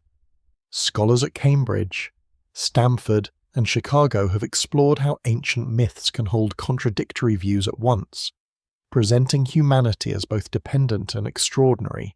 That contradiction feels honest. Human beings often experience themselves in exactly this way. You can feel small and luminous in the same hour. You can carry water in the morning and contemplate eternity at night. You can obey a rule while privately questioning it. You can fear the gods, love them, resent them, and need them, sometimes before breakfast. This is not tidy theology. It is life. You walk toward the edge of the city, where the fields begin under moonlight. The canal reflects a trembling path of stars. Frogs call softly from the reeds. A night bird moves across the dark with a single wing beat, then disappears. The smell of wet earth rises from the bank. You touch the mud with your fingertips, and it feels cool, ordinary, ancient. The same substance made bricks, tablets, vessels, and mythic bodies. Clay is humble, but it remembers touch. That may be why it is such a fitting image for humanity. People are pressed by labour, grief, love, law, weather, and divine expectation. The marks remain. Some become wounds, some become wisdom. Some become stories told in low voices while children fall asleep near the wall. Enki's involvement in the human beginning may be imagined as a design, a mercy, a mythic explanation, or a symbolic current. However it is read, it leaves one unsettling conclusion. Humanity cannot return to being simple. The mixture cannot be separated without destroying the creature. Take away clay, and there is no body. Take away breath, and there is no life. Take away cleverness, and there is no human story. The gods may have wanted labour, but they received memory. They may have wanted offerings, but they received prayers shaped by fear and questions. They may have wanted order, but they received poets, mourners, builders, rebels, accountants, healers, and children who ask why the moon follows them home. This is what Enki could not undo because perhaps he never wanted to undo it. Perhaps the hidden gift was always the excess. Not disobedience for its own sake, not rebellion shouted into heaven, but the quiet human ability to become more than the function assigned at creation. A basket carrier becomes a city builder. A temple servant becomes a singer. A frightened survivor becomes an ancestor. A scribe becomes the hand by which forgotten gods remain audible. The night deepens over the fields. The city behind you settles into breathing silence. In the distance, the temple rises as a darker shape against the stars. It seems solid, but you know it is made from mud brick, repaired again and again, preserved by human effort. Even the house of the god depends on clay hands. That is the final irony. The gods shape humans to serve them. Humans shape the memory of the gods. Without offerings, temples grow cold. Without scribes, names fade. Without storytellers. Even Enki returns to water and shadow. The created creature becomes the keeper of the creator's traces. Perhaps that is the part no decree can silence. The canal moves softly beside you. The mud cools. The stars remain distant, but not empty. Inside the old mixture, humanity continues. Clay touched by breath, burdened by service, restless with wisdom, and still asking what was placed within it long ago. Your path returns to Eridu, not as a beginning now, but as a silence beneath centuries of silt, heat, and drifting sand. The great marsh plain lies quiet under a pale sky. Wind moves across the ruins with the softness of a hand passing over a sleeping face. Nothing here demands your belief. Nothing here hurries you towards certainty. The place simply waits. The old city is mostly earth again. Mud brick has become mud. Walls have lost their angles. Sacred rooms have folded into the mound. The reeds that once whispered near temple water have shifted with the changing landscape, leaving only imagination to restore their sound. Yet Eridu still carries its strange authority. because the Sumerian tradition placed it at the first descent of kingship and linked it with Enki's deep water wisdom. That connection remains quietly powerful. A mainstream historical fact gives the silence its weight. Excavations at Eridu revealed a long sequence of temple levels, suggesting that the site held religious importance across many generations. Scholars from institutions such as Oxford, Cambridge, and the University of Chicago have studied Eridu as one of southern Mesopotamia's earliest sacred centers, connected with the growth of temple culture and early urban religion. The ruins do not prove every myth told about the city, but they confirm that memory gathered there for a very long time. Memory has its own gravity. You stand at dusk near the mound, where the ground is rough underfoot and the wind smells faintly of salt, dust, and dry grass. A broken sherd lies half exposed in the soil. It catches the last light for a moment, then dulls again, somewhere far away. Modern traffic may move beyond the edge of the ancient landscape, but here the mind hears older sounds. Water in a channel reads against wind, a stylus pressing clay, a voice speaking through a wall. Enki's final legacy cannot be held like a coin or measured like a bone. That is the difficulty, and also the reason the story endures. If it were a simple object, it would have been catalogued, photographed, labelled, and placed behind glass with excellent lighting. But the legacy lives in a more elusive space between record and dream, between social memory and sacred imagination. The old tablets do not say one thing only.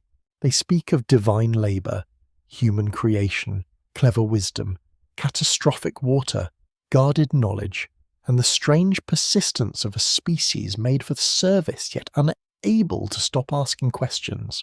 They do not deliver a modern theory of origins. They offer a pattern, and patterns can be more haunting than answers. This pattern has followed you through the whole ancient landscape. First there is need, then design, then life, then expansion, then alarm, then destruction, then preservation, then memory. The cycle feels severe, but not meaningless. It suggests a system where humanity is never fully outside divine purpose and never fully absorbed by it. Humans remain in between, which is the most difficult place to live. Between clay and wisdom, between service and longing, between decree and mercy, a quirky fringe tidbit still lingers near the edge of the ruins. Some modern writers claim that Enki's final legacy was a hidden bloodline, protected through flood, sages, temples, and secret scribal traditions. They imagine ancient Sumerian records as fragments of a suppressed history of human alteration. Mainstream historians do not support that reading as literal evidence. The records belong to myth, ritual, politics, and ancient reflection. Yet the symbolic bloodline is harder to dismiss. Not a secret family moving through history with dramatic cloaks and suspiciously good posture. Rather, a line of inheritance carried by culture itself. The human tendency to make, repair, question, preserve, and reinterpret may be the deeper legacy. It passes not only through bodies, but through hands, songs, tools, stories, and the stubborn desire to know what stands behind the visible world. That desire is ancient. The open scholarly debate remains open, because the evidence itself is layered. Some researchers understand Enki as a god of water and wisdom, rooted in temple religion and environmental need. Others emphasize his literary role as a trickster helper, a divine mind that protects humans through craft and secrecy. Scholars at Yale, Harvard, and Oxford continue to examine how Mesopotamian myth reflects labor systems, kingship, ecological anxiety, and the human search for meaning. No single reading drains the mystery dry. That is appropriate for a god of deep water. You walk across the mound as evening thickens. Small stones shift under your sandals. The earth is cracked in places, smooth in others, full of buried architecture no eye can see. Beneath you lie foundations, hearths, temple floors, ash lenses, fragments of bowls, and the possible shadows of prayers. time has pressed them together into one dark archive. A ruin is a kind of tablet too. It has no clear lines, but it records pressure, it records rebuilding, abandonment, hope, fear, and return. It records the human habit of placing sacred meaning in one location and repairing it until the materials give out. Eridu's mound is not merely a dead place, it is the shape left by attention. And attention is one of humanity's strangest gifts. Animals notice. Humans remember noticing. Humans return to a place and say, "Here, something began." Then they build a wall. Then they rebuild it. Then they tell a child why the wall matters. Then the child grows old. The wall falls. The story changes. And still the place remains marked inside memory. Perhaps Enki's final legacy is this marking. He gives humanity not only cleverness, but inward depth. The ability to sense hidden structures beneath ordinary things, water beneath on earth, meaning beneath ritual, warning beneath silence, fragility beneath power, mercy beneath law. That inward depth makes humans difficult servants, but extraordinary keepers of mystery. You look toward the flat horizon. The sky has faded into deep blue. One star appears, then another. The ancient people watched the same pattern without modern names for all its distances. They did not need those distances to feel awe. The sky was already enough. Beneath it, they carried baskets, raised temples, counted grain, feared gods, loved children, and pressed impossible questions into clay. Those questions remain warm somehow. They ask whether humanity was made only for work, or whether work became the first path toward awareness. They ask whether divine essence in clay is a symbol of dignity, a memory of power, or a confession that human nature is mixed beyond repair. They ask whether mercy can operate through loopholes, whether survival always leaves a scar, and whether wisdom is a gift or a burden pretending to be useful. The ruins do not answer. The wind moves through them. Dust gathers in small hollows. Night insects begin their fine and steady song. Eridu sinks deeper into shadow, and the old god of fresh water seems less like a figure and more like a presence under thought itself. Hidden, patient, difficult to name. You are left with no final proof, only an ancient pattern still breathing softly inside the record. Enki's legacy may be symbolic, it may be theological, it may be a memory of social labour, ecological danger, and human endurance. It may also be the story people told when they sensed that something in them came from Earth and something else refused to stay there. Perhaps that is enough. Perhaps the final legacy is not a secret hidden from humanity, but the secret hidden within humanity. The clay body grows tired, but the mind keeps descending into the deep water, searching for the source. The hands survey, but they also write. The voice prays, but it also wonders. And perhaps the story is not yet complete. The night around Eridu becomes softer now. The heat leaves the ground slowly, and the last colour drains from the western sky. You do not need to solve the tablets tonight. You do not need to decide whether every line is symbol, memory and warning, or dream. The old city has waited thousands of years. It can wait a little longer. Let the reeds return in your imagination, moving gently beside dark water. Let the temple walls rise only halfway, like shapes remembered by sleep. Let the clay tablets rest in shadow, their signs unread for now, their question folded into silence. Enki's deep water continues beneath the earth, not rushing, not demanding, simply moving where no eye can follow. You breathe more slowly. The ancient workers set down their baskets, the scribes close their hands, the priests lower their lamps, the flood waters recede into memory. The sages stand still at the doorway, their knowledge no longer pressing forward. Even the gods grow quiet, as if the whole old world has agreed to speak more softly. There is nothing to fear in the darkness. It is only the oldest chamber of the story, the place where water rests before it rises, where clay waits before it is shaped, where dreams gather up before they become words. You are only listening now, resting at the edge of a vanished city, while stars appear above the plain like small patient fires. Perhaps humanity was made for service. Perhaps humanity was made for wonder. Perhaps those two things were never as separate as they seemed. The answer drifts away, calm and unfinished, across the marshes of memory. And as sleep comes closer, the story loosens its hold. The ruins fade, the water quiets, the clay cools. Good night,